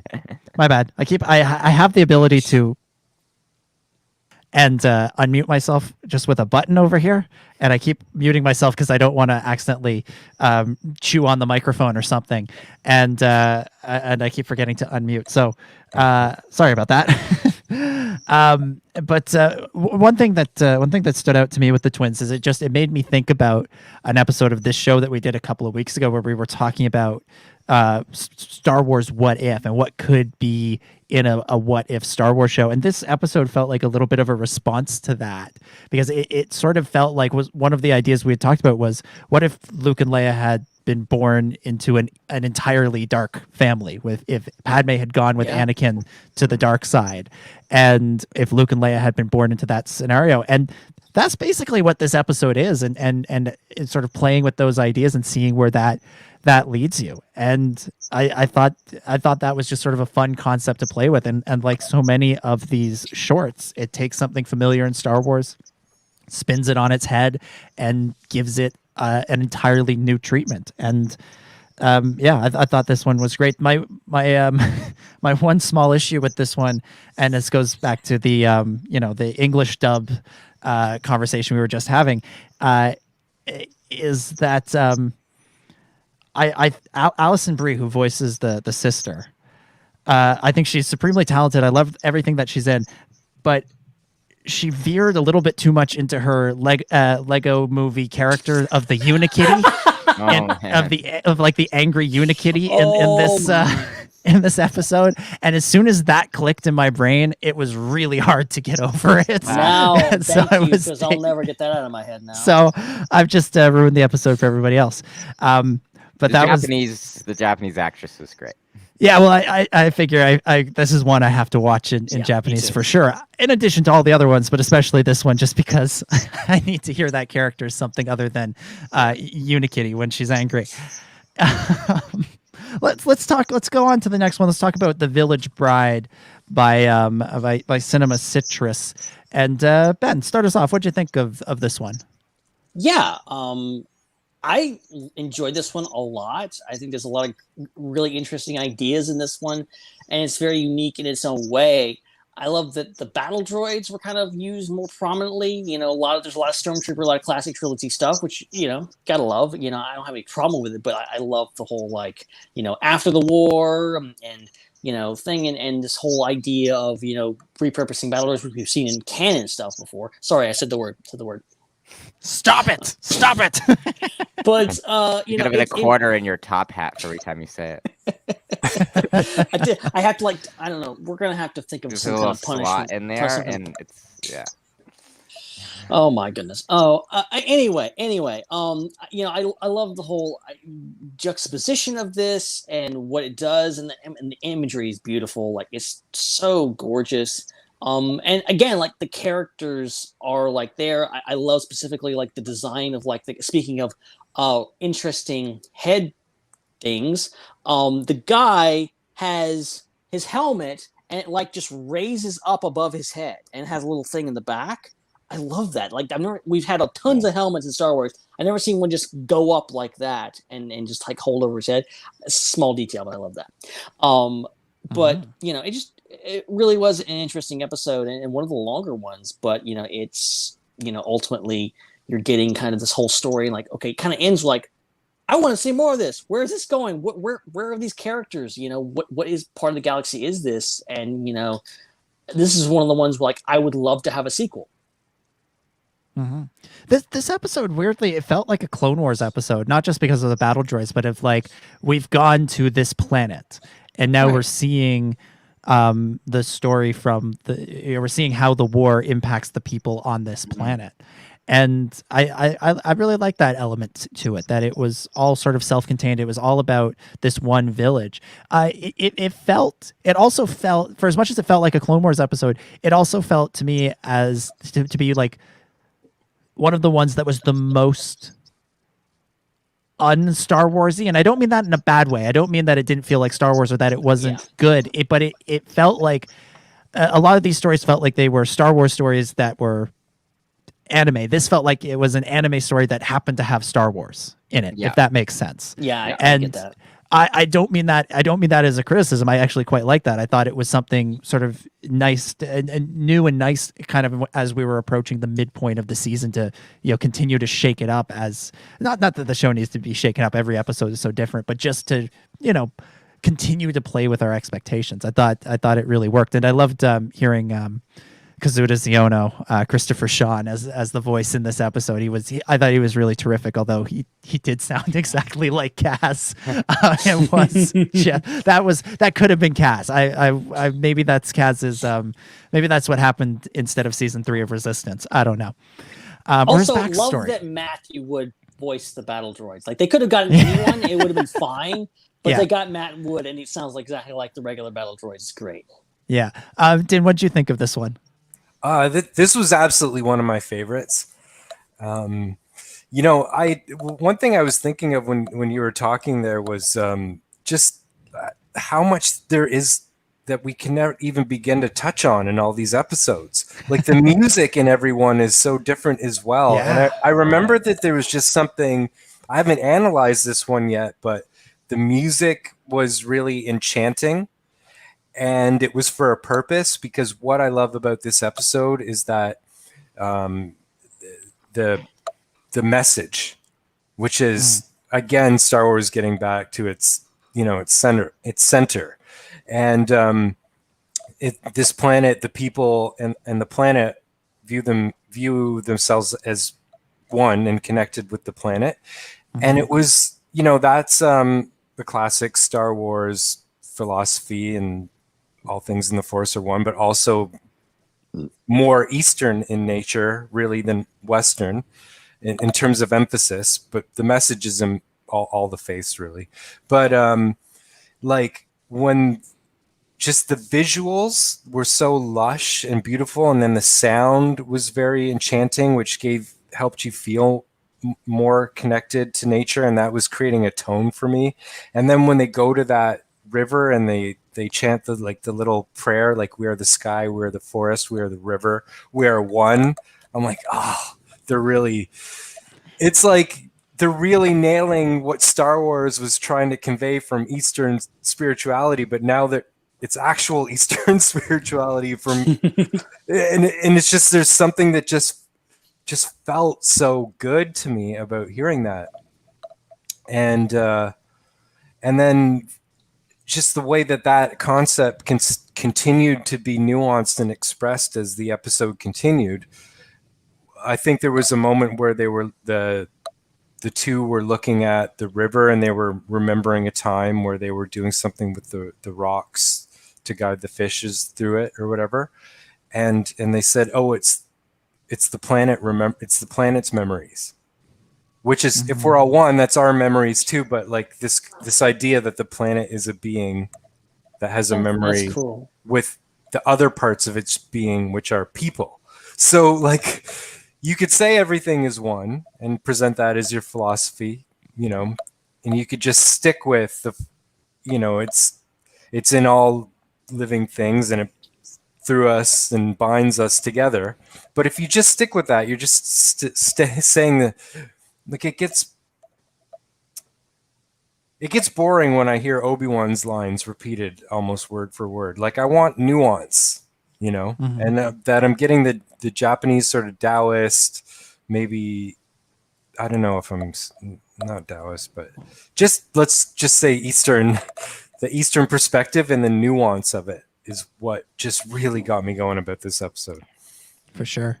Chris, what about you? Yeah, no, this is definitely one of my favorite episodes as well, and for very similar reasons, but also just from an artistic point of view. I was talking about one of the things I like about all these episodes so much is how much tone they have to them and how much emotional resonance they have to them, and how that comes from the balance of all the elements of storytelling. And this one, I think, is the best example of that. This one that really relies very heavily on the music and the visuals to put forth the emotion of the story. And you have the exposition in there, but it almost comes in later. You're really intuiting things from what you're seeing and what you're hearing. And that's where the information of the story is. And so I thought that was really cool. It pretty much the whole episode, especially the first part of it before you get really to the action, it felt very ethereal. It felt like a dream. It felt like you were dreaming. And I thought that was a really cool quality to see in Star Wars, because it's something that you don't see often. Really, one of the better examples of that is in the Mortis episodes, which is why those episodes are so great, because they're very much a trance. So this felt very trancey. So I thought that was really, really fantastic. So this is definitely one of the cooler, more unique shorts among these. And I really thought it was awesome. It felt like such a different kind of story than we're used to seeing. And it's the kind of story that I don't think they would have done in any other of the shows, because I think they would have been scared of what the response would have been, because it is so different. It's all centered around a wedding. It's all and it's got such a different, as you guys are pointing out, it's got such a sort of unique take on the philosophy, and a much more Eastern take on it. And I just feel like this is the kind of thing that they wouldn't try on The Bad Batch or in any of the other shows. Even Clone Wars, quite frankly, I don't think would have done an episode quite like this. They went there in other episodes. Not to say that Clone Wars didn't go there, but this sort of episode like that, we haven't really seen anything quite like it before in Star Wars animation. You could maybe make a case for some stuff in Attack of the Clones, but it felt so different, and it's the kind of thing I want to see more of. I'm with you guys when you're saying like we want to see more of the different kind of thing. I want there to be Star Wars stories that are not just, as has been said, A New Hope clones over and over again. Right.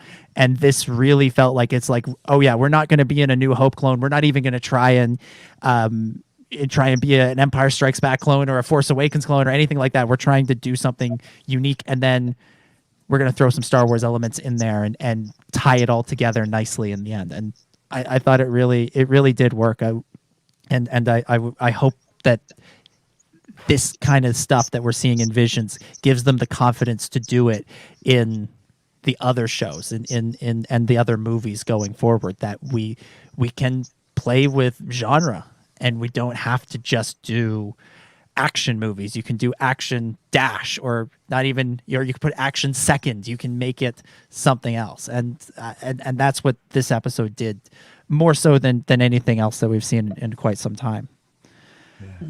I think this might be my favorite one, but only time will tell. Yeah. Well, let's move on to what I thought was going to be my favorite one, but it was later surpassed by another one, but we'll get to that one in a little bit. And that is The Ninth Jedi by Production IG. Talk about an episode that needs a sequel. Yeah. I'm telling you. Oh my god. Of all of them, I feel like this is the one that is most sort of set up for its own series. That like you could just pick up where this one leaves off and just go into something new. Dan, I'll throw this one to you first. What did you think of The Ninth Jedi? Yeah, it's really, I just said the last one was my favorite, and then we get to this one, but I think for who I am, the last one speaks to me the most. But I definitely recognize that there was something special about this one, which was perfect. I'm not a script writer. I'm not a movie maker. I don't understand really what goes into making a good plot or a good story. I can analyze them, but this just seems so perfect. I like okay. The best thing that I could say is that from all the Japanese and Chinese, especially war, fantasy, and samurai films that I've watched, it's not black and white like our heroes and villains in Western stories. It actually never is, and pretty much never is. And there's always a lot of gray areas. So what I loved about this episode was that it was all built on that premise that the Jedi hopefuls who were summoned to this, which was another cool image, an upside down asteroid temple in space. That was great. Yeah, right off the bat, we're getting new image, and that they don't know if this Juro guy is to be trusted or not. And then the way it's all flipped into this mind-blowing ending, with genius. Yeah. Yeah, they did that twist. That was the moment, the best sort of like jump out of your seat wow moment, I think, in the 9 episodes that we got, because I didn't see it coming. I was genuinely surprised when they took those lightsabers and they all turned red. I was like, whoa, this is next level. Oh yeah, just to finish my bit, I just got to jump in and say that connects to the first episode, which is like reevaluating the colors of sabers and what they mean, especially when you get to what happens with the guy with the purple saber. Sorry, go on. Yeah. Oh no, it's great. I love that. The sabers changing colors like during the duel, and that one character, he has the red one, and then it kind of comes back to purple. He realizes he'd been caught up in the dark side.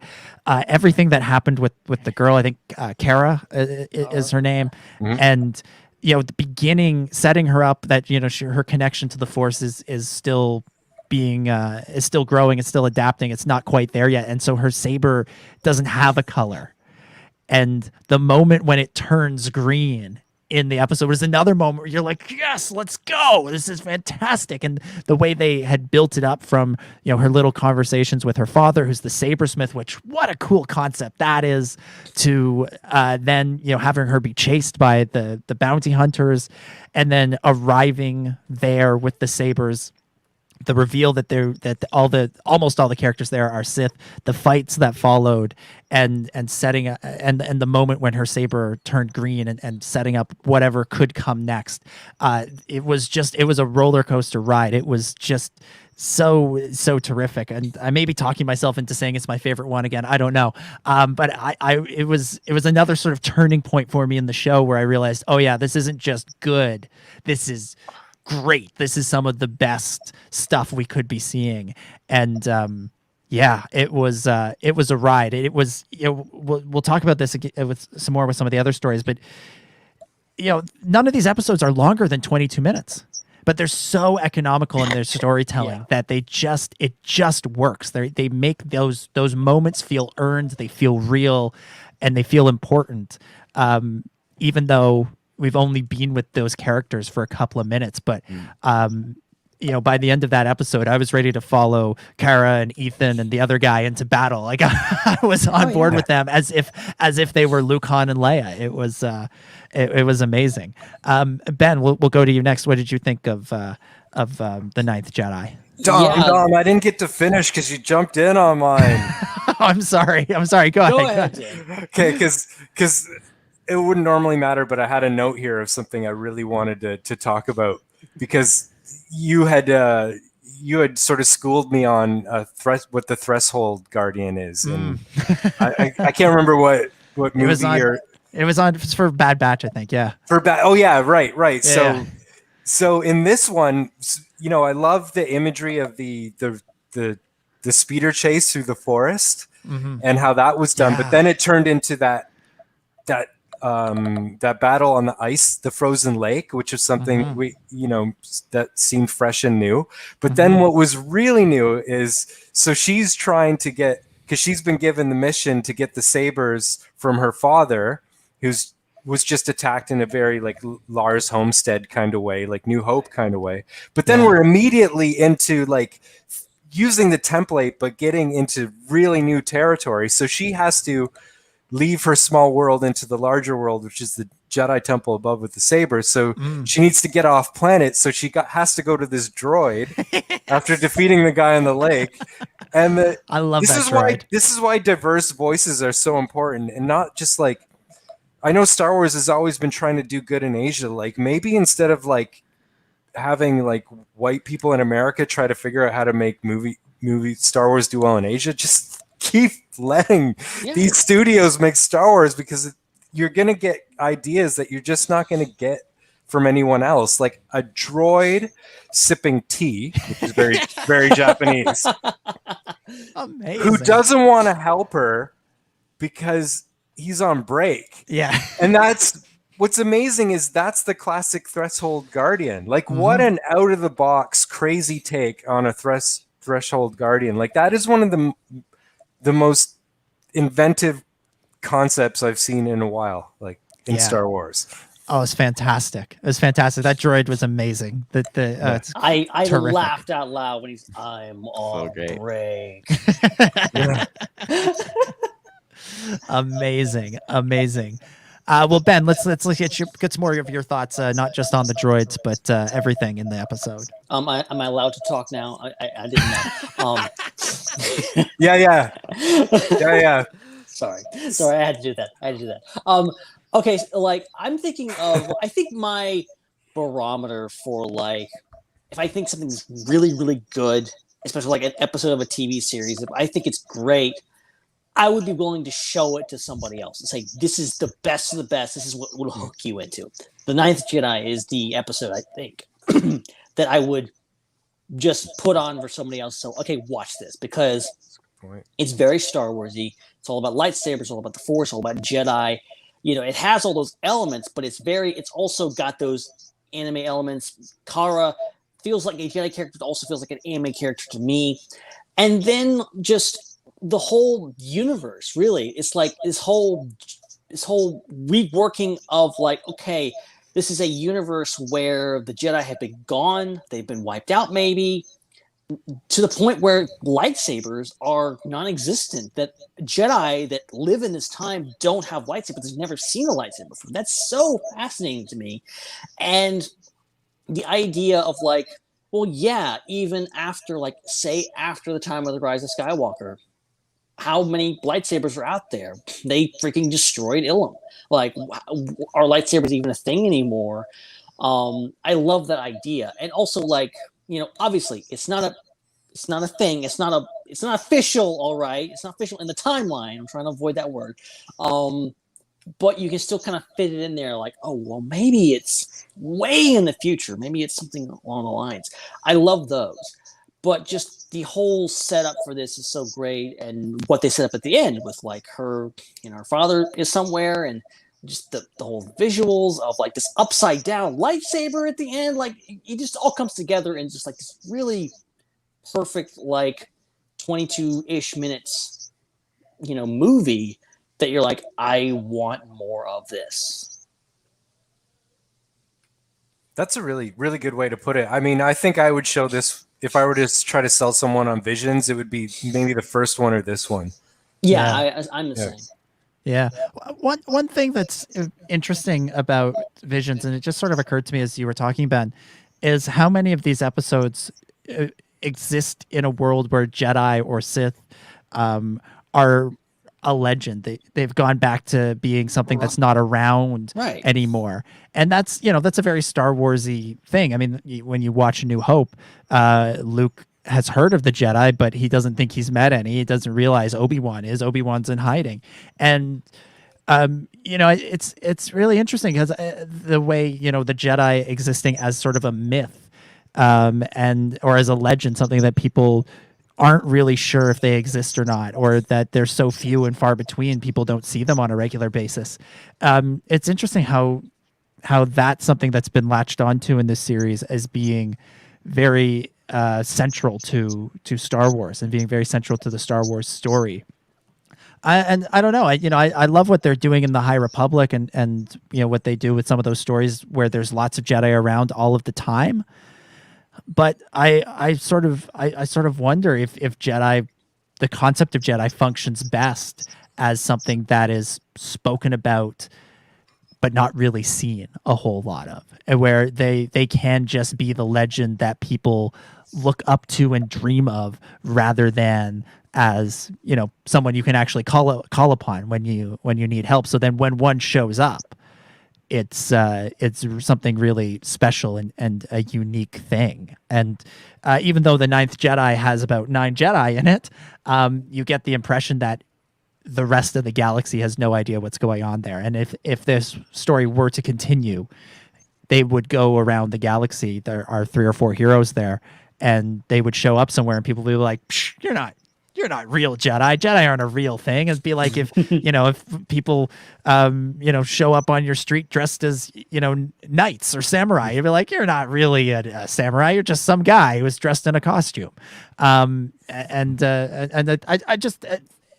just a thought occurred to me. I don't know really where to go with it, but I just thought it was interesting. Yeah. Yeah, I mean, well, that's why The Mandalorian works so well, because that's basically what the universe is like for The Mandalorian. And that's why when Ahsoka shows up and when Luke shows up, it's so special because it's rare. Mm-hmm. For sure. Yeah. Chris, give us your thoughts on the Ninth Jedi. That was a long conversation. I don't know if there's much more that I have to add that hasn't already been said. I mean, this is also one of my favorite episodes for all of the reasons that all of you guys have mentioned. I think what's incredible about this is the efficiency of storytelling. Like, if you understand how to tell a story with more than just people talking about something, then you can tell such bigger a story in shorter a time than if that's all you know how to do. And I think that's what all of Star Wars storytelling needs to take away. I think that people on the West making Star Wars stories have a lot to learn from the people who've made these Visions episodes, and especially this one, because we always talk about, like, how the pacing of these Western shows are all messed up because they either have too much or too little to tell in a certain time frame, and it just gets really confusing. And it's like one of the reasons why is because it's like their formulas for telling stories are so basic. Like it's just like, we're gonna have exposition, we're gonna talk about this, and then we're gonna have some fighting. Like you don't so having this episode, the Ninth Jedi, it just really shows you, how you can care about a character in 20 minutes, just as much as during a 2-hour movie, if you're just really efficient about all the tools that you use to make you understand that character. And you have the audio elements and the visual elements and all these just little moments, and you're just really smart about it and specific. So, and then just that, but also how you can make an episode that's 20 minutes long, how you can make the universe feel massive. And even though you only have so much time to show so much, by just having those moments that make it seem bigger, like, those machines that I think, were they procuring the kyber crystals or some other type of material? Yeah. Like these slingshot things. It was like an oil rig that like throws a oil rig with a fishing rod for space. Yeah. But it's like showing something like that, you didn't have to do that. Like, you could have told the story without that. It seems meaningless, but what it does is it provides a backdrop for the story. Yeah. And I think the issue is that when people tell stories, sometimes when they think of backdrops, they think, oh, we're just going to show a character, and then what's behind them is the backdrop. That's such a one-dimensional way of thinking about it. It's like the backdrop is all these little cutscenes and things that are going on to add ambiance to the universe. So that's like one of those moments where you realize, okay, this is kind of what's going on here. And, you don't have someone say it. You don't have someone say, oh, we got these kyber crystals from these, machines. You show it. You don't tell. And then again, that moment with the tea drinking droid, it shows you that the universe doesn't actually revolve around the story.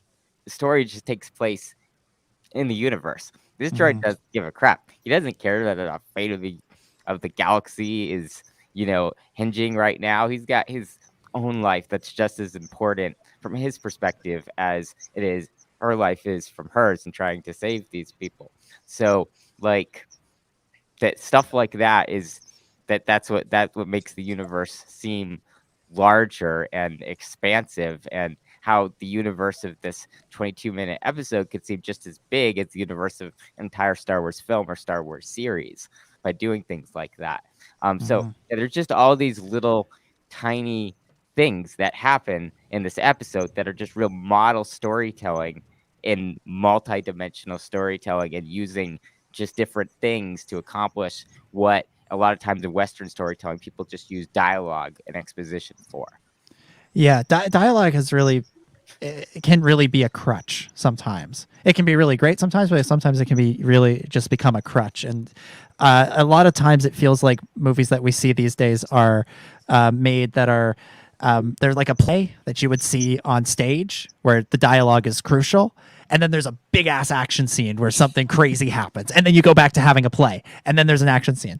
And yeah, you're absolutely right, Chris, that there can do so much with just these little moments to make everything feel bigger and broader and more expansive. And it's it's a very economical way of storytelling. And, again, George said back about A New Hope, he wanted that movie to work as though it were a silent movie. as though you didn't need the dialogue necessarily. And I feel like this story in particular, The Ninth Jedi, plays into that as well, where the dialogue is good, it's there, it helps move things along. But I think you could hit mute or just find some way to just have the soundtrack. And this is one that would really work. Actually, I think probably all of these stories could. As I was watching them again today, I was really glad Chris brought that up, because I was thinking about how, like, I would just like the amount of story being told with visual or sound per minute.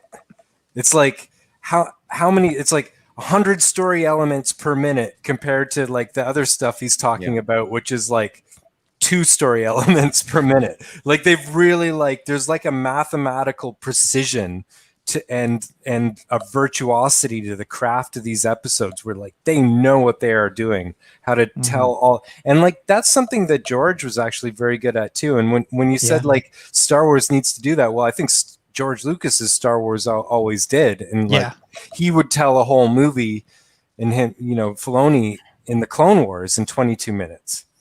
Yeah. And these are doing that in that amount of time or less, and maybe sometimes even outdoing the Clone Wars. I mean, like this stuff happening here is fantastic in terms of everyone wipes you out like a movie, because you've gone through all the emotions and the arc. The whole thing is the length of one movie, but you've gone through the experiences and emotions of 9 movies in that time. Absolutely. Let's move on to the next episode, which is TOB1 by Science Saru is the studio on that one. Ben, start us off. What'd you think? Yeah, this was not one of my favorites, but I still really enjoyed it. It's a kind of a shorter one, I think, but it's overall it's a fun one. The idea of like a droid that's maybe not a droid. There's so much that can be taken. You have these T0B1 or Toby, which like he calls them a child, and there's these flashbacks where he is a child and he is a Jedi, and I like the whole thing that like there's a lot to be, I think, open to interpretation, and this is one of the ones that like I probably need to go back and watch a couple times to kind of like get into and understand it a bit better. But again, the whole idea of a Jedi in hiding, the Empire's out there hunting them, and the whole setup, it's a very familiar setup, but it's a different kind of thing. And I'm sure there's some Pinocchio vibes in there with, all this. I'm surprised he didn't say I'm a real boy at one point, but I'm a real Jedi. I'm a real Jedi. But it was it was a sweet one. It was a really cute one, and I think it was a really nice one. That's not. It was very deep, but also not that deep. And I think I enjoyed it for just the visuals and all this kind of stuff, and kind of seeing the growth of this character. Again, I'm going to say about freaking every one of these things, but I would love to see a sequel. Chris, what about you? What'd you think of this one? Oh, yeah, I think I like this one more than most people. And that's, again, because, I'm appreciating, like, so many different elements of the story and not just the story. Like, I understand how the story of this one's kind of a little bit more simplistic than some of the other ones, so that makes sense that it's some of people's least favorite episodes. But visually, I thought this one was so interesting because it had that like 1950s sci-fi art style to it. It was like it was like fantasy meets sci-fi with this kind of like really old look to it, and I thought that was just really, really interesting. And I just thought the concept of there being like a droid Jedi, I thought was just a really something I thought that was really fascinating. So yeah, like this one I thought was really, really interesting and just really fun to watch. Yeah, and it broke my heart, this one, more than perhaps any of them. Yeah. When the old guy puts him in the cupboard and to go face the Inquisitor, just is a beautiful little tale about somebody who dreams of being a Jedi. It's the same reason that Broom Boy always spoke to me as a character. Yeah. Is I fully relate to that. Any character that dreams of being a Jedi, of course I relate to that character. Who among us has not held a cardboard tube that used to have wrapping paper on it, or some big stick or a baseball bat or something, and pretended it was a lightsaber? And so I found that whole his dream of being a Jedi, the discovery that the old guy was also a Jedi, and then his commitment to stay and finish the old doctor's work. It was really beautiful. I really like this one. It surprised me that there's maybe it didn't land as well for everybody, but I really thought it was beautiful and sort of tragic but uplifting in a really, really nice way. Din, what did you think of this one? Yeah, I think I absolutely adored this episode, and I'm having a hard time as you say that, because I haven't been living life much on Twitter in terms of dialogues in any fandoms for a couple of years now. Mostly for that reason, just wanting to be away from negativity. But I absolutely adored this. I think this, to me, speaks about the same sort of criticism that you heard and the way I felt with Broom Boy, which was something like that just has such a magic. Like the fact that Broom Boy was pulled off so well, and that it takes you back to that magic and that wonder and that hope and that faith and that joy and that exuberance and that excitement for life and the magic that you want to find beyond where you are. Like all that stuff that you feel as a kid before the world crushes it out of you. Yeah. Because it's designed to crush it out of you. No one, like, I don't want to go on a big rant here, but no one wants everyone waking up to the power within them, or they're really going to start challenging the way things are. So something like Broom Boy or Star Wars in general, George Lucas's, or even the Phantom Menace, like I always adored Jake Lloyd from the premiere, and I'm an OT generation guy. Like I saw Return of the Jedi in the theater as a kid. But I love Jake Lloyd, and I couldn't understand why my friends around me didn't. I'm like, but this is who I was when I was 10, you know? And I mentioned already, like, my parents' divorce and stuff like that. And it was like, yeah, there were bad things, but like I looked at it sort of like Anakin, that I could transcend it and get out into the world. And I don't know. I love Jake Lloyd. I love this. Yeah.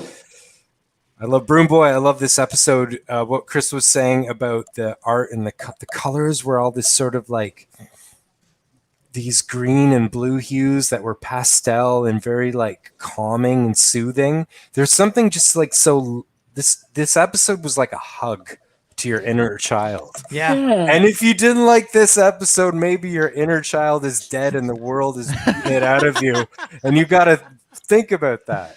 Or maybe you're wearing a hat that makes you grumpy. Like the colors, the dialogue, like the little, all the little nuances. You know, that I didn't even click at first that this was an AI kid, because I just got so caught up in his humanity. But you're right, that heartbreaking moment when he puts him in the cupboard or whatever, and he knows, like any kid is like really smart and knows what's happening around them, like without their parents even needing to tell them. Like he knew that something bad was going to happen to this father figure, and just that little hug he gave him, that kind of like really warmed my heart when I saw that hug. The colors and the nature shots were, you know, just every one of these shorts has such a different take on Japanese animation, but Japanese animation is always gorgeous, you know, and I love this take. Like this episode was absolutely stunning. It really, really was. Yeah. TOB1, Toby. Love it. Works on every level. Let's talk about The Elder, again by Trigger. Chris, I'll throw it over to you first. What'd you think of The Elder? This is the only one that I felt like got a little slow for me when I was watching it. Like there's a little bit in the middle where I'm just like, oh, let's kind of move forward a little bit. I still thought it was really great, and super interesting, and kind of the concept of kind of like a Sith that is past their prime was a really fascinating concept. So yeah, it was good, but yeah, this is definitely really one of the only ones that like I was not completely engrossed in the entire time. Yeah, I like this one a lot. But I definitely see where you're coming from. This one felt the most like it would fit in the most with contemporary Star Wars. Yeah. Yeah, I can see that. This one sort of felt like this one sort of felt like it was like characters from the Star Wars universe of the current, I'll say it, canon, suddenly wound up on planet anime sort of thing, and it sort of it felt like it was like a Bad Batch episode in that sense. Like Hunter and Omega and everybody showed up on this planet that was deeply inspired by anime. And I'm not saying it's a bad thing. I did enjoy the episode. I like you said, the concept of a Sith that sort of passed their prime was really interesting. I really enjoyed the action sequences. It did remind me of the Obi-Wan versus Darth Maul fight in Rebels, which in and of itself was inspired by samurai fights in history and in samurai movies. So it was sort of like this weird circle of references. It was at least in my brain.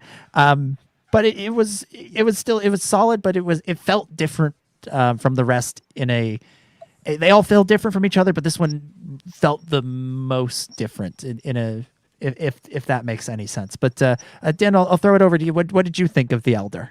I loved it visually. I loved it because I'm a sucker for Master Padawan storytelling in all of George Lucas's work, because in my life I've had so many mentors in art and music that have been the most important thing about the whole process, and it's an important thing in a movie like Seven Samurai, where the older samurai have the younger apprentices, and I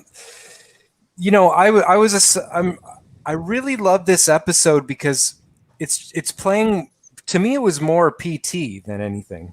Than current stuff. Yep. And it was just like sort of a reevaluation of the master apprentice thing as presented in the sequel trilogy, and bringing it back to the sort of Japanese samurai film style of it.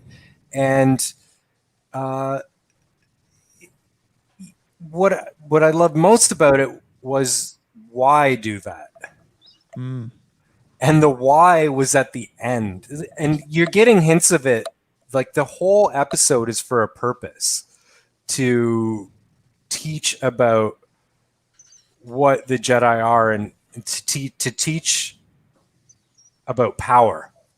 The whole thing is about power. So when you get to the end, you find out that the whole point was that I guess the question comes up of the Padawan asks, and what happens is the result is some of maybe the more memorable dialogue that Star Wars has ever delivered for me, which was, so the Padawan asked, how are you able to beat him? And he said, well, time, because this guy just got so old that he got weak enough that I could beat him, and if I had met him when he was younger, he would have probably beat me. So then now we're into the good stuff. Like, if you're going to make Star Wars, as I've always said, is you got to have something new to do, and you got to have something to say. So then, so the Padawan says the power will not last forever. No, the master says power will not last forever. So the student says, so power is meaningless. And the master answers, not at all. With power, you can protect those without it.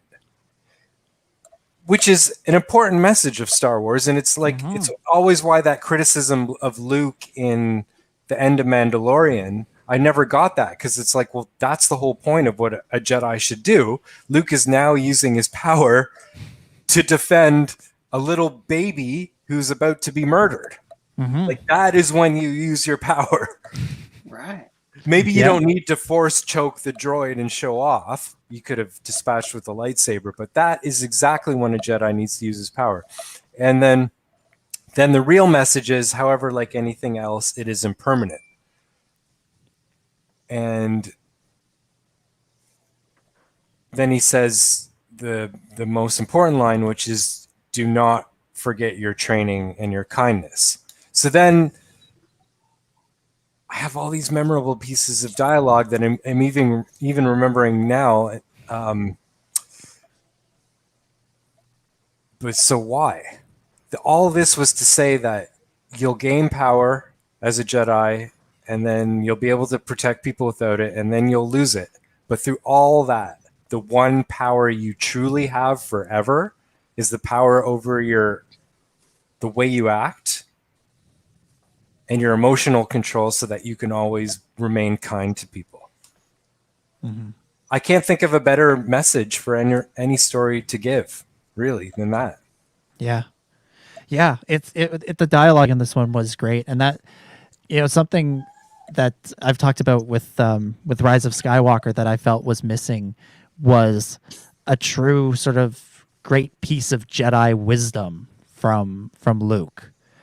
That would be on par with the type of stuff we hear from Qui-Gon and in the prequels and Yoda in the original trilogy, and it just wasn't there. It felt like, as we've talked about, a copy of a copy. He said something about what it means to be a Jedi, which is all well and good, but what this Jedi and this Jedi Master in this story is saying is something that's more profound. That yes, it applies to the specifics of Jedi life, but it can apply to anybody's life as well. And the best Star Wars wisdom in my mind is the stuff that works on that double level, whether it's, do or do not, there is no try, your focus determines your reality, the greatest teacher failure is, all of those things.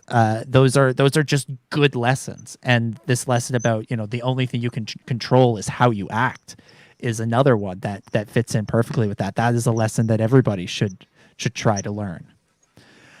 Ben, over to you. Your thoughts on The Elder. Yeah, I was kind of in the same boat with Chris. It's not the most. It was a bit more of a slower pace. It's kind of like gives you, I don't want to say less, but it gives you a more less story over a longer period of time, whereas other ones are like throwing things at you at lightning speed in a much shorter runtime. Whereas this one starts out very slow. You're in the ship, you have conversations, and it's more like a slow burn. That's not a criticism, that's just an observation. But, it's a little slower for me, but I think it was nice and kind of getting the more, as you guys were saying, like talking about this more familiar dynamic that we're used to, this Master Padawan dynamic, and doing it kind of in a prequel way of like, hey, Master Padawan, we're been dispatched, we go down.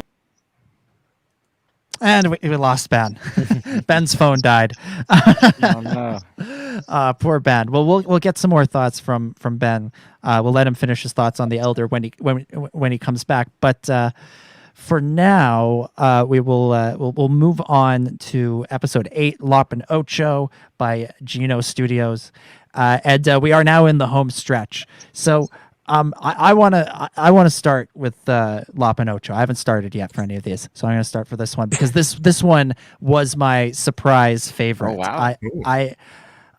When I saw the preview for it and they talked about, there's this rabbit character, I was like, okay, sure, why not? But it didn't really grab me. It didn't speak to me as something that I really felt I needed to see, and But once but the story of this one just drew me in, and the moment I realized I knew I was drawn in was when Lop and Ocho, they're driving in that speeder after everything that happens in the beginning that brings them together, and then when we fast forward in the story to when the father and Ocho, I think, are fighting about, you know, what the future of their family should look like. The moment when they're driving in the speeders and they get to that Imperial blockade, and you realize that one of them, Lop is the rabbit and Ocho is the human, right? I got that right. I believe right? so. Yeah. Okay. Yeah. Yes. And Ocho decides to side with the Empire.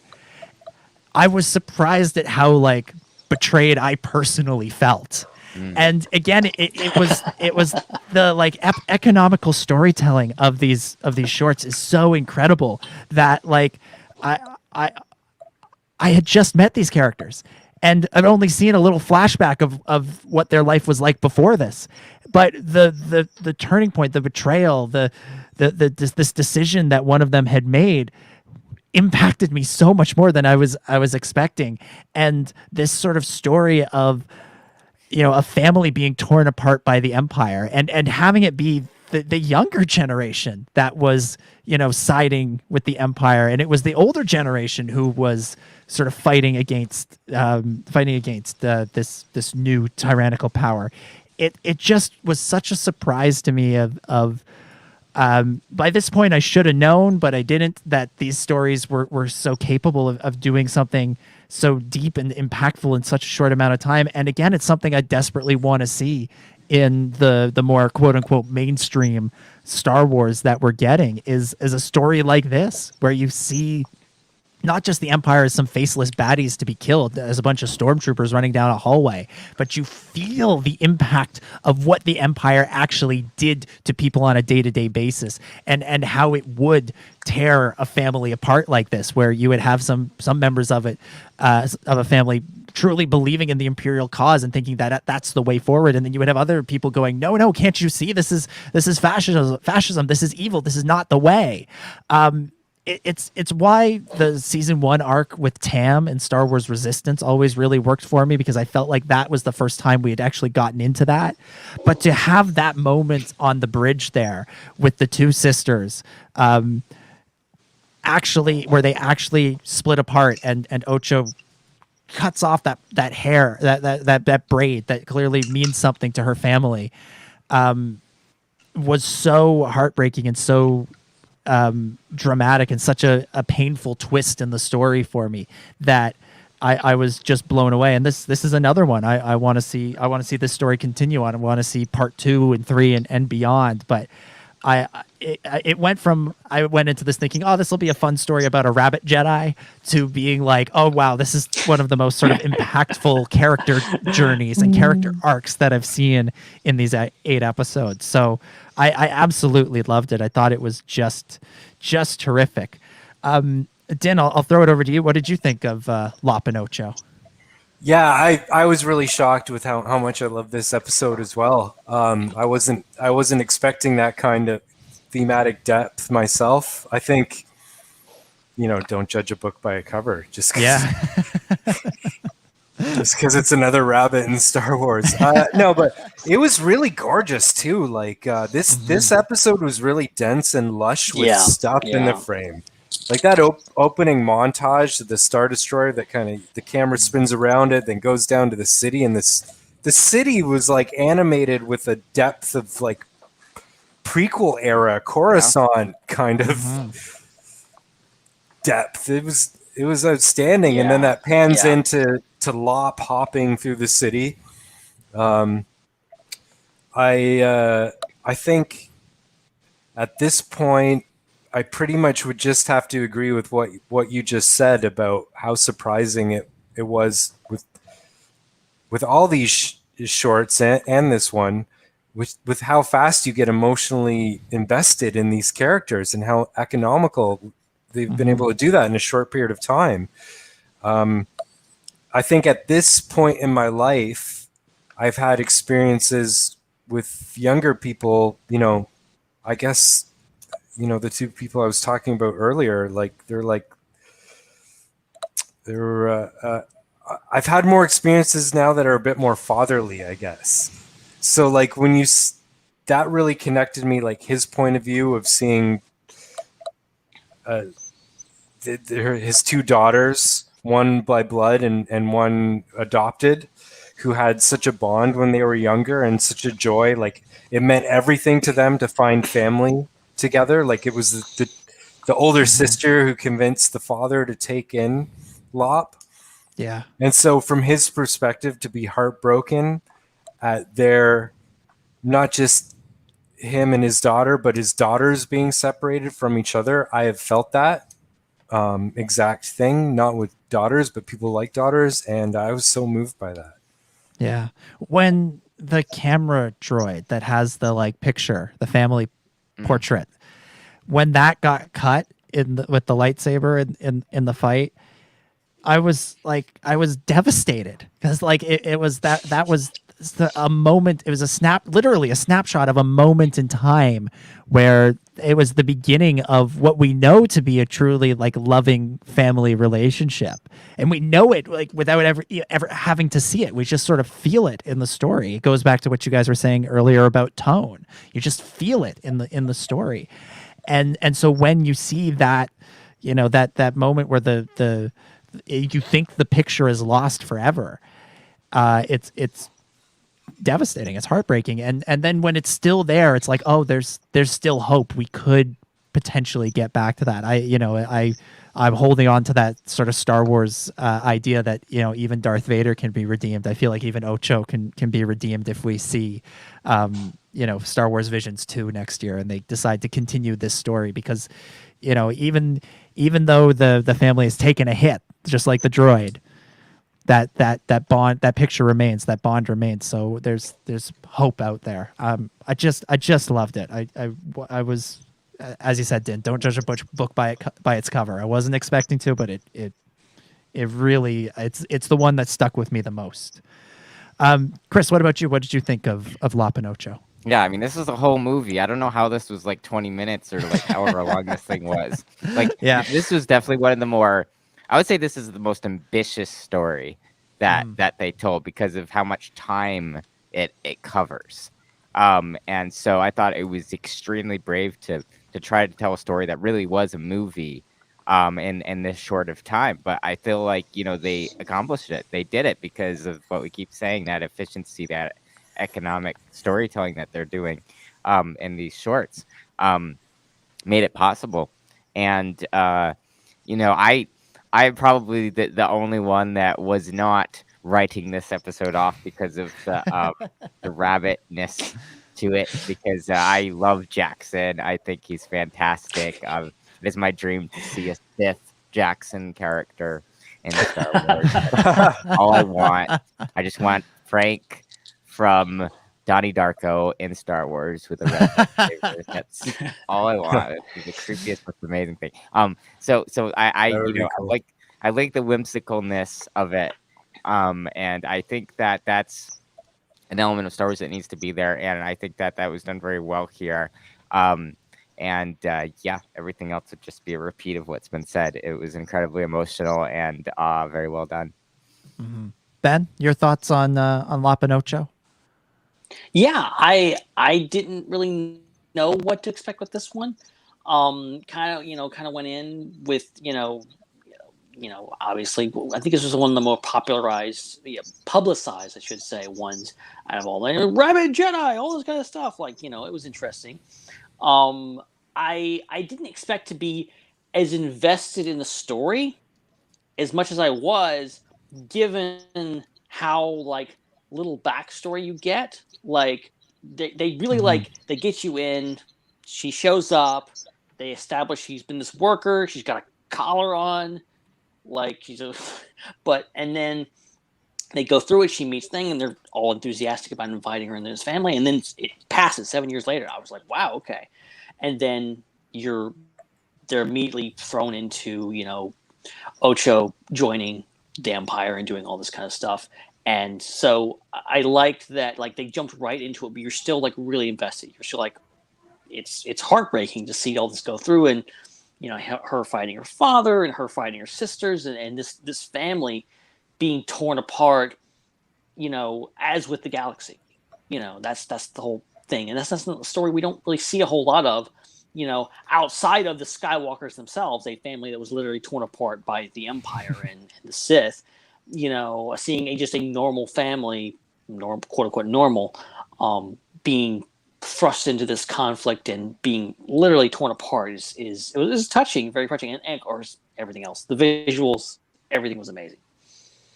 Mm-hmm. For sure. I just remembered that there was it's almost like the Ray Nobody thing was paid off in this story, with the mention of, like, the father mentioned something about something being stronger than blood.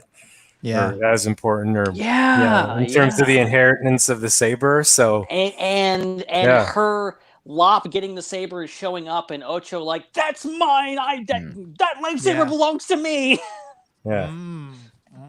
Yeah. Oh, I love it. Just gets better. The other thing I loved about the episode, real quick, and then we'll move on to the last one, is I loved the shots of the Star Destroyers over the city.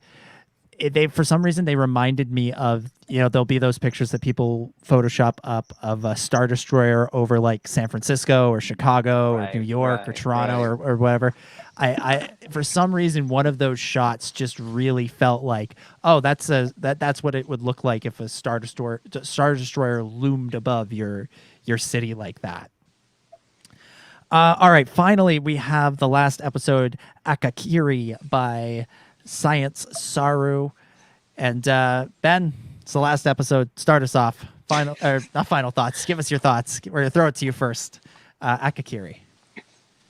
This is one that I've seen most recently as of a few hours ago, and I honestly don't know how I feel about it, because there's a lot going on, obviously, in this episode. I mean, it's beautifully shot. It's a lot going on. I love the very Akira Kurosawa with the two dudes that kind of tag along with them, the two guys. This was the most hidden fortress of all the episodes. I was like, dang. A Jedi and a AWOL princess and two dudes who are their guides, like going through the whole thing, like very hidden fortress. But the whole thing with the end, and again, it's like it almost ended when it was starting to get good. It ended with like, oh, this guy becoming her apprentice and all this kind of stuff, and bringing this girl back to life again. Rise of Skywalker, Last Jedi. There's some stuff in there, sequel trilogy stuff, and very, very interesting. And it's one that I need to watch that again, like get the full effect of like what's going on, because it is so dense and so like some just. It really, like, it's probably an episode that I didn't enjoy as much as I wanted to, because like it's so much going on that I didn't fully get it all. Okay. Chris, what about you? What did you think of Akakiri? Yeah. I mean, this one as well. I wanna watch this one again. I have kind of similar thoughts of I'm not sure exactly what my full thoughts are on this one.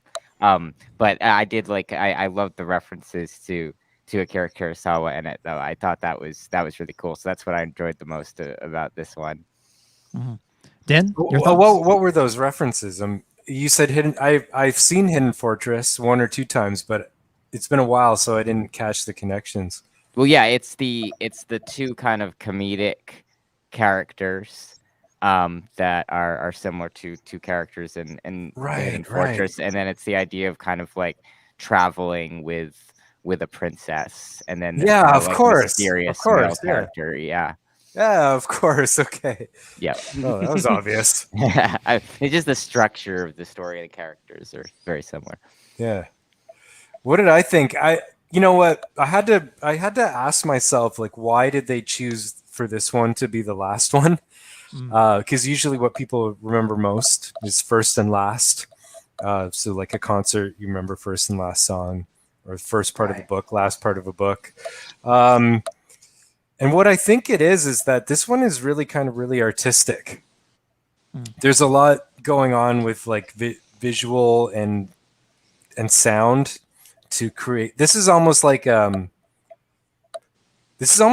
just, if I watched this the second time on my like studio monitor surround, like professional level surround system setup. And like the rhythmic drumming really created an atmosphere in surround sound where you heard different drums in different parts of the room. that really made you actually feel what was going on in the story. So I almost feel like the sound and the drums and the visuals were telling the story in an artistic way that was creating a tone we hadn't seen before. Like specifically, if you don't have surround and you can't try to play it like that to get what I'm talking about, just listen to the music at the very end. Are we doing spoilers? Yeah. Can I mention the end? So like when he chooses to join the Sith lady to save his sister, like it's a riff on Revenge of the Sith, this episode in a way, but I guess Yeah, I can see that. combined with Hidden Fortress. So it's but it's the way it's done artistically that makes it really unique. And it was actually compelling to me. Like I loved watching it a second time just to feel the visuals and the music. So just listen to the music when he right after he decides to become the Sith apprentice to save his dead, is it a sister or wife? There's so much detail in these stories now. I think they were princess. lovers of some type. I think he was in love with her. I think that's the idea I got. Okay, so it is really Revenge of the Sith, but Yeah. the music just gets so weird after that you have to question, like, what the hell is this music trying to say? But it's so out of the box and it's so weird and it works. But I still don't get it. Like I'm gonna have to watch a whole bunch more times to try to get it. Yeah, I just thought it was kind of a neat little. I think George Lucas called, like in film, it's called tone poem, where you get mostly a visual and the music's telling you the story of the visual. Like almost all of George's work is very tone poem. Yeah. So I think this was just them saying, okay, we're gonna make something a really weird tone poem here. It's like a reevaluation of Revenge of the Sith, and I appreciated it for that. Nice. I like what you're saying about it, and so I will watch it again and give and hopefully gain a new appreciation for it, because this was the one for me that I was sort of like, I don't get it. It's not that I think it's bad or it shouldn't exist or anything like that. When I watched it, it didn't grab me. I liked the characters. I liked the two sort of guide characters that were kind of, I thought they were fun. But though, just something about it, something about the style of it just didn't quite grab me the way that all the other ones did. And so it was sort of like, coming off such a high with the previous episode, it was sort of like, well, they can't all be great. They can't all be winners. They can't all work for me.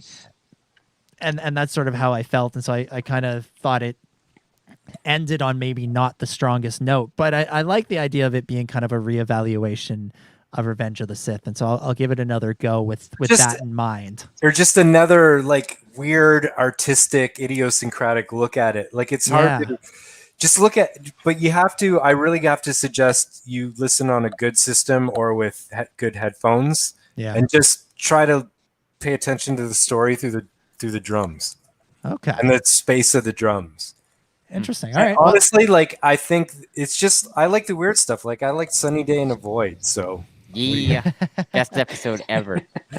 I love Sunny Day in a Void. I mean, it's Eckhart Tolle with weird droids in I think space. The reason why this one probably feels so different is because it's the only one that's really a tragedy. Like the other ones have somewhat of a resolution in the ending, whereas this one, it doesn't really have a resolution. So it's either a tragedy or an incomplete story. So I think that it needs more to it. It's set up. Yeah. That's I think my biggest takeaway from this one is just it being a very dark one to end on. It's a weird one. I'm surprised that it ended. I love the question, why did they choose this one for the ending? Because it would seem to be one that you would put in the middle, right, and then end with something like Lop and Ocho, or one of those ones that's a surefire I crowd pleaser for an ending. But it's almost like to me, I'm just going to answer the why, which is that Lucasfilm is saying we don't always have the freedom to get as creative as we want to because we have to do stuff to please fans. But here we're going to just go for it, and we're gonna leave you on the one that really goes for it, which probably is not going to work for people, but does open the door the most to what could come next. Yeah. I can even in the way it's done, when you listen to it and watch it, it's really kind of weird. It's all weird. Maybe I can certainly supposed respect to that. think of it as an ending. Maybe we're supposed to think of it as like it's dark because it's a middle chapter, and that's how I maybe feel. there'll be more. Yeah, like Lucasfilm to me is saying we want to do more of this kind of thing that's different. So we're going to end on this note and just go for it. Yeah. Yeah. I even if the episode didn't quite land for me, I can certainly respect and appreciate that going for the bold choice. I always say I want them to take the big swings, and ending with something that maybe isn't the crowd pleaser. Like I thought for sure Tatooine Rhapsody was going to be the end point. Like let's end with like a rock and roll show. But I appreciate the guts that it takes to do this, and I'd rather they take a bunch of big swings and miss a few times for me, rather than go for the safe thing every single time. If you're trying to get retention, you want your most confusing stuff to be at the end. If you want people to watch all the episodes, perhaps they're like, wow, once people get to this one, they might be done. So let's put this one at the end. Yeah, it could be a bit of that too. It's like, don't put your single as your last song on your album. I think that's why the Duel is one of the first is the first one, because it's one of the strongest ones. It's one of the most exhilarating ones. It like sucks you in and it gets you in the mood for the rest of them. Yeah, definitely. Well, that's it. That brings us to the end. We've talked about 9 episodes of Star Wars Visions here. And I think it would feel wrong to end a conversation about Star Wars TV without going around the table one more time and giving some final thoughts. I won't ask for a score out of 10 because I don't think that's dang it, fair. I was trying to think. I'm like, I don't how am I think gonna do this? I don't think it's fair to score Star Wars Visions as a whole. It's too different. It's too varied. It's all over the place in the best possible way. That doing that I don't think is fair. So we'll go around one more time. We'll give some final thoughts, and Ben, Mr. Top Hat, we're gonna start with you as always. We're gonna throw it to you first and last. First of all, just to spite you, 10 out of 10. For this season of Star Wars Visions. But overall, seriously, this show, it really surprised me. And like I said, I want to go back. I feel like every one of these, like, I need to go back and watch them. Either I need to go back and watch it because I loved it and it was amazing. That's, the Duel or the Ninth Jedi.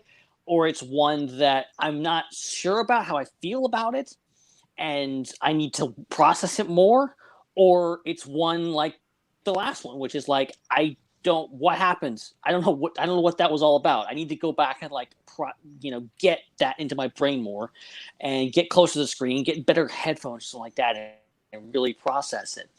But overall, I think the show really, I keep calling it a show. It's not really a show. It's I like the idea that it's something you can't hardly put your finger on. You can't really call it. It's like a season of something, and even as a thing, it's hard to put your finger on what actually it is. But it's something that I know that I think Star Wars needs more of. I think that's the ultimate takeaway of it, is that it's something different, unique, something we've never seen before in Star Wars. And I think I think Star Wars is desperate for something like this. And just giving people the keys to the kingdom and just letting them play with it, I think, is such a great idea. And letting these Japanese artists come in and do these stories and give their own perspective on it, I think, it's great. And, you're trying to reach out to, as we talked about earlier, trying to reach out to an Asian audience from an American perspective. Well, they got us Americans. And I hope people on the other side of the world enjoy this. But I I want more of this. I want more things from a different perspective because it is very different. And just the way it's done, the way the dialogue is, everything feels a little bit different. Something that I can't put my finger on, but it's different. And it's because it's done by people literally on the side of the world that I don't watch stuff from Japan, normally speaking. This is a different writing style, different editing style. But overall, it's amazing. It's great. And yeah, 10 out of 10. I would watch again. All right. Din, what about you? Final thoughts for season 1 of Star Wars Visions? Well, there's not much that I can add to what I've said already. So I'll just restate that I can't give this a higher compliment than to say that I haven't felt like this in a long time, which is once I got to the end of it, I can't wait to go back and start this again and watch each episode again. And I know I'm going to want to a third and a fourth time and a fifth and a sixth and many more. They're that good. The number one thing that, I think that when Disney bought Star Wars, the one thing I was craving the most was to see what happened to the heroes I grew up with and loved. That was the big thing. Mm-hmm. The second thing has always been really to find out where Ahsoka goes and all that crazy stuff like Mortis. That's my other big thing. I want to see where the Mortis stuff and Ahsoka goes. But my third was I just want to see new stuff. And this delivered more new stuff per minute than I thought possible. And this might be my favorite Star Wars, that it's come out in a long time. Nice. Only time will tell. Only time will tell. Yeah, but that's awesome to hear. I think I'm also curious. Just I love there was, even though each one had a different style and totally different studio, I found that there were a lot of common threads through them. Mm-hmm. So I wondered if there was like some sort of story group guidance going on and a conversation with these studios about what themes to pursue. There was a lot of nature stuff. Yeah. Like the Toby one having to restore nature to the planet, or the Imperial impact on nature in Lop and Ocho and so on. So I really like that. Mm-hmm. For sure. In music, we have a term beats per minute, right? So I think this show should be inventing a new one, like story beats per minute. So instead of BPR, it's SBPR. Yeah. Nice. I love it. Chris, what about you? Final thoughts for Star Wars Visions? Yeah, I'll give it an 11 out of 10. Yeah, this show goes to 11 for sure. Yep. This surpassed my expectations, which were really high. Like, I had super high expectations. I thought this was going to be amazing, and it was, but somehow it was beyond that. I was just amazed at how, in an anthology situation where you have 9 stories made by, I think, 7 studios, how all of them could be good. Like, there's only a few ones where it's like, wow, they're just conspicuous because the other ones like blew us away, and these ones were just okay. They were good, but they weren't like, oh my gosh, good. Like, and so that I think is amazing, that the quality level was so high across all of these different studios. I think that was really incredible, and I think I'm just shocked. What shocks me about this is not.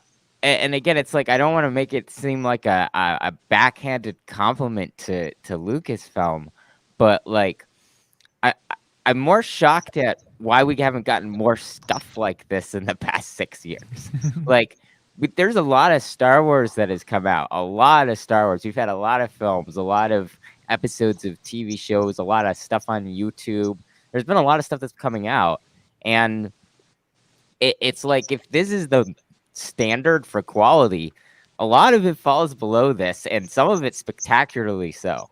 And I just want to know, like, why the heck can't we get more stuff like this? Why the heck can't more stories be of this quality? Because this is why I get frustrated when I watch some Star Wars content and have to review it, because I know that you can how if you're passionate about storytelling and it's your life's work to tell stories, and you have an opportunity to tell a Star Wars story, I know that this is what can happen. And so it's just kind of surprising to me that, they don't hit the mark like this more often, and haven't more often in the past, and have kind of left us scratching our heads at what exactly they were trying to do. So I just hope that this becomes kind of the new standard for Star Wars storytelling. I hope that if something's not this good, at least not as good as the worst of these episodes that we got, that they just say, do it again, because there's no reason why it can't be like this. There's so much stuff outside of Star Wars that is this good, and now we have stuff inside Star Wars that is like this. So come on, what are you doing? Let's tell your best story you possibly could, or give someone else an opportunity to do it. And I think that's what's so great about this, is giving the opportunity to people who really, really, really can tell this is their life, So I just hope that this changes Star Wars in some way. I hope that we get more stories specifically like this from these amazing studios. I hope that we get more cultures involved as well, putting their artistic stamp on Star Wars. And I hope that, the box is taken away from Star Wars storytelling, and this idea that it has to be like a certain thing. I hope that they give people more creative license after this to make stories that are, a lot more flexible in their tones and in just the stories, because it works. And then I guess finally, I think one of the reasons why this is so good is they kind of they got out of a big problem that I think that most of Star Wars is stuck in, which is this idea of runtime. I think that Star Wars movies and Star Wars episodes of television are both really, really handicapped by runtime expectations.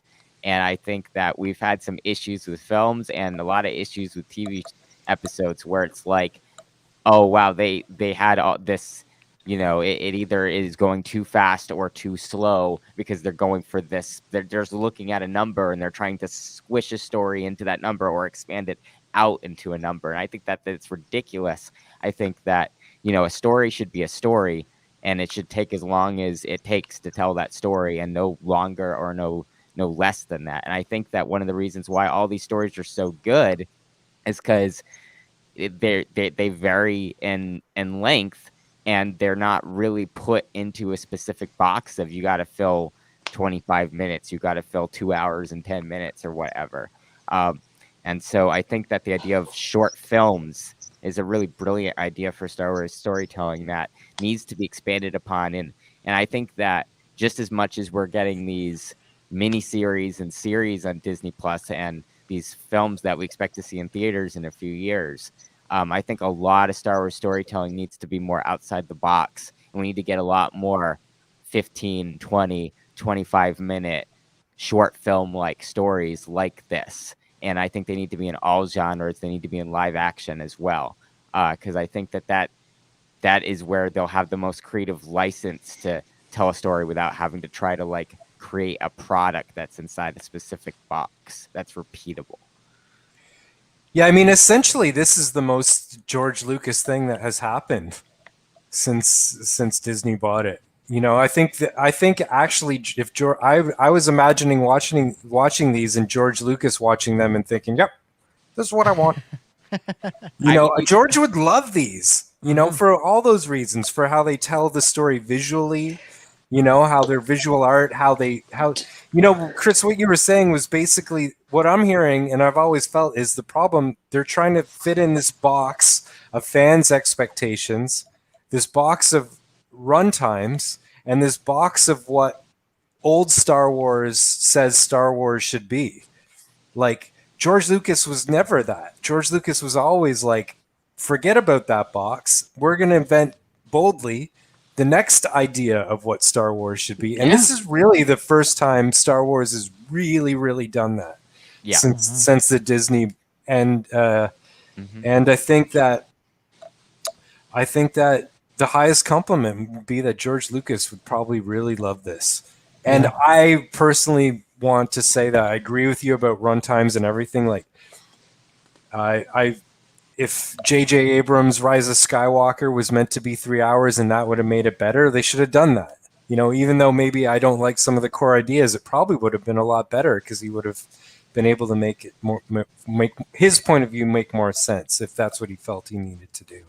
But I'll just end with saying that I think that I really hope this does branch out, like you're saying, into other formats and live actions. Like, I'd like to see one of these studios get a full-length movie, a live action treatment of the characters. Like, I'm just hoping it's going to balloon out like Clone Wars 2D did. For sure. I just can't get over the idea of George Lucas is out at a restaurant or something, or out at a racetrack or something, and he's in his flannel, he's in his sneakers, and maybe his wife's there trying to get his attention, but he's glued to his phone because he's watching this on Disney Plus. Like, finally, a use for this account they gave Have you me. seen this?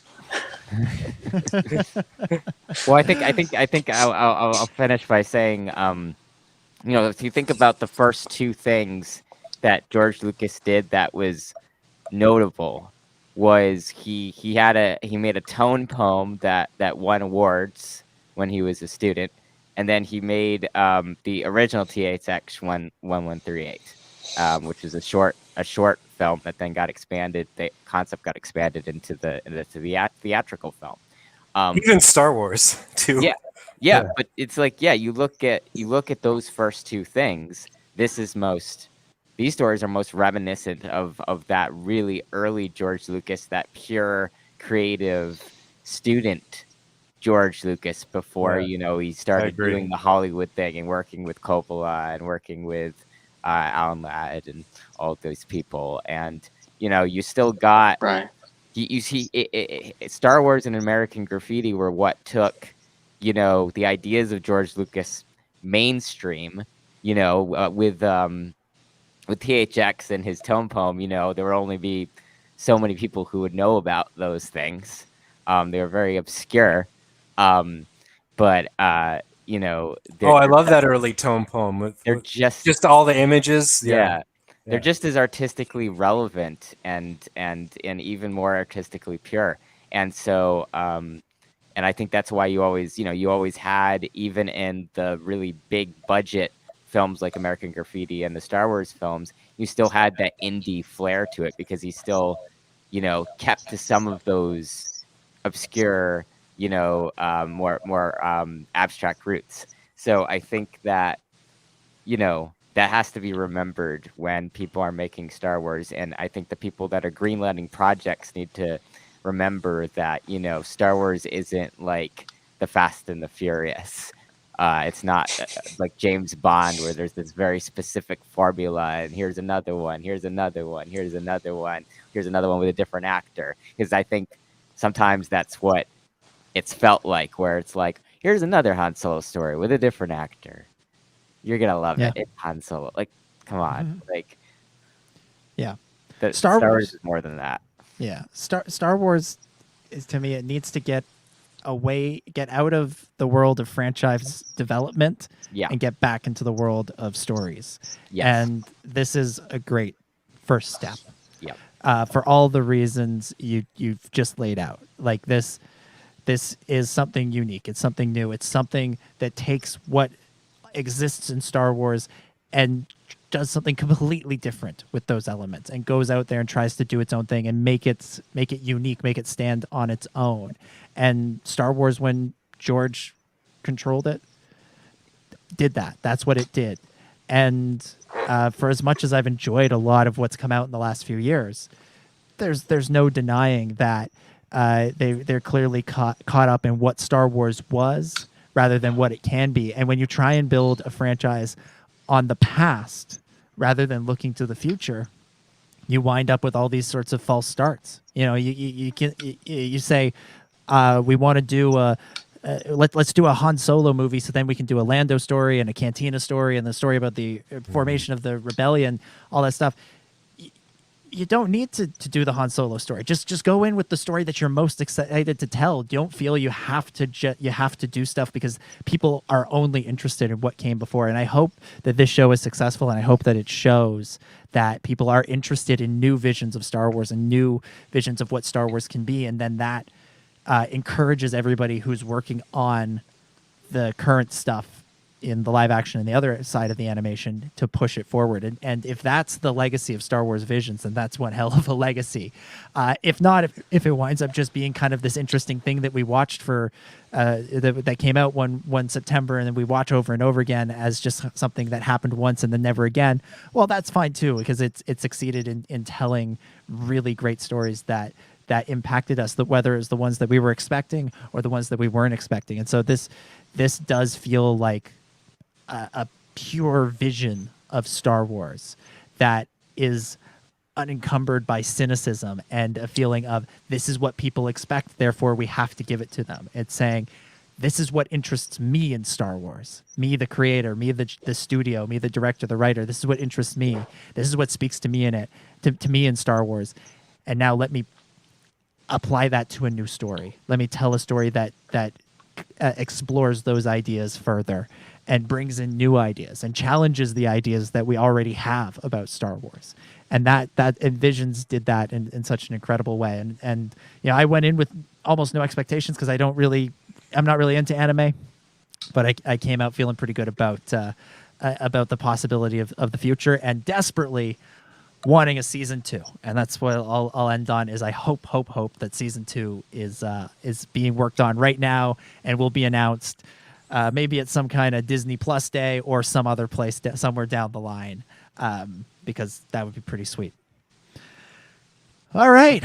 There we go. We made it. We made it through 9 episodes. We've made it through final thoughts, which seem to be as long as some of the episode discussions. But that's all right. That's why we're here to talk about these things. And with that, I think we will begin to wrap things up for this week. Thank you, everybody, for listening. We will be back next week. And by we, I mean Chris and Ben. I will not be here. So these guys will be figuring out the show on their own. So good luck.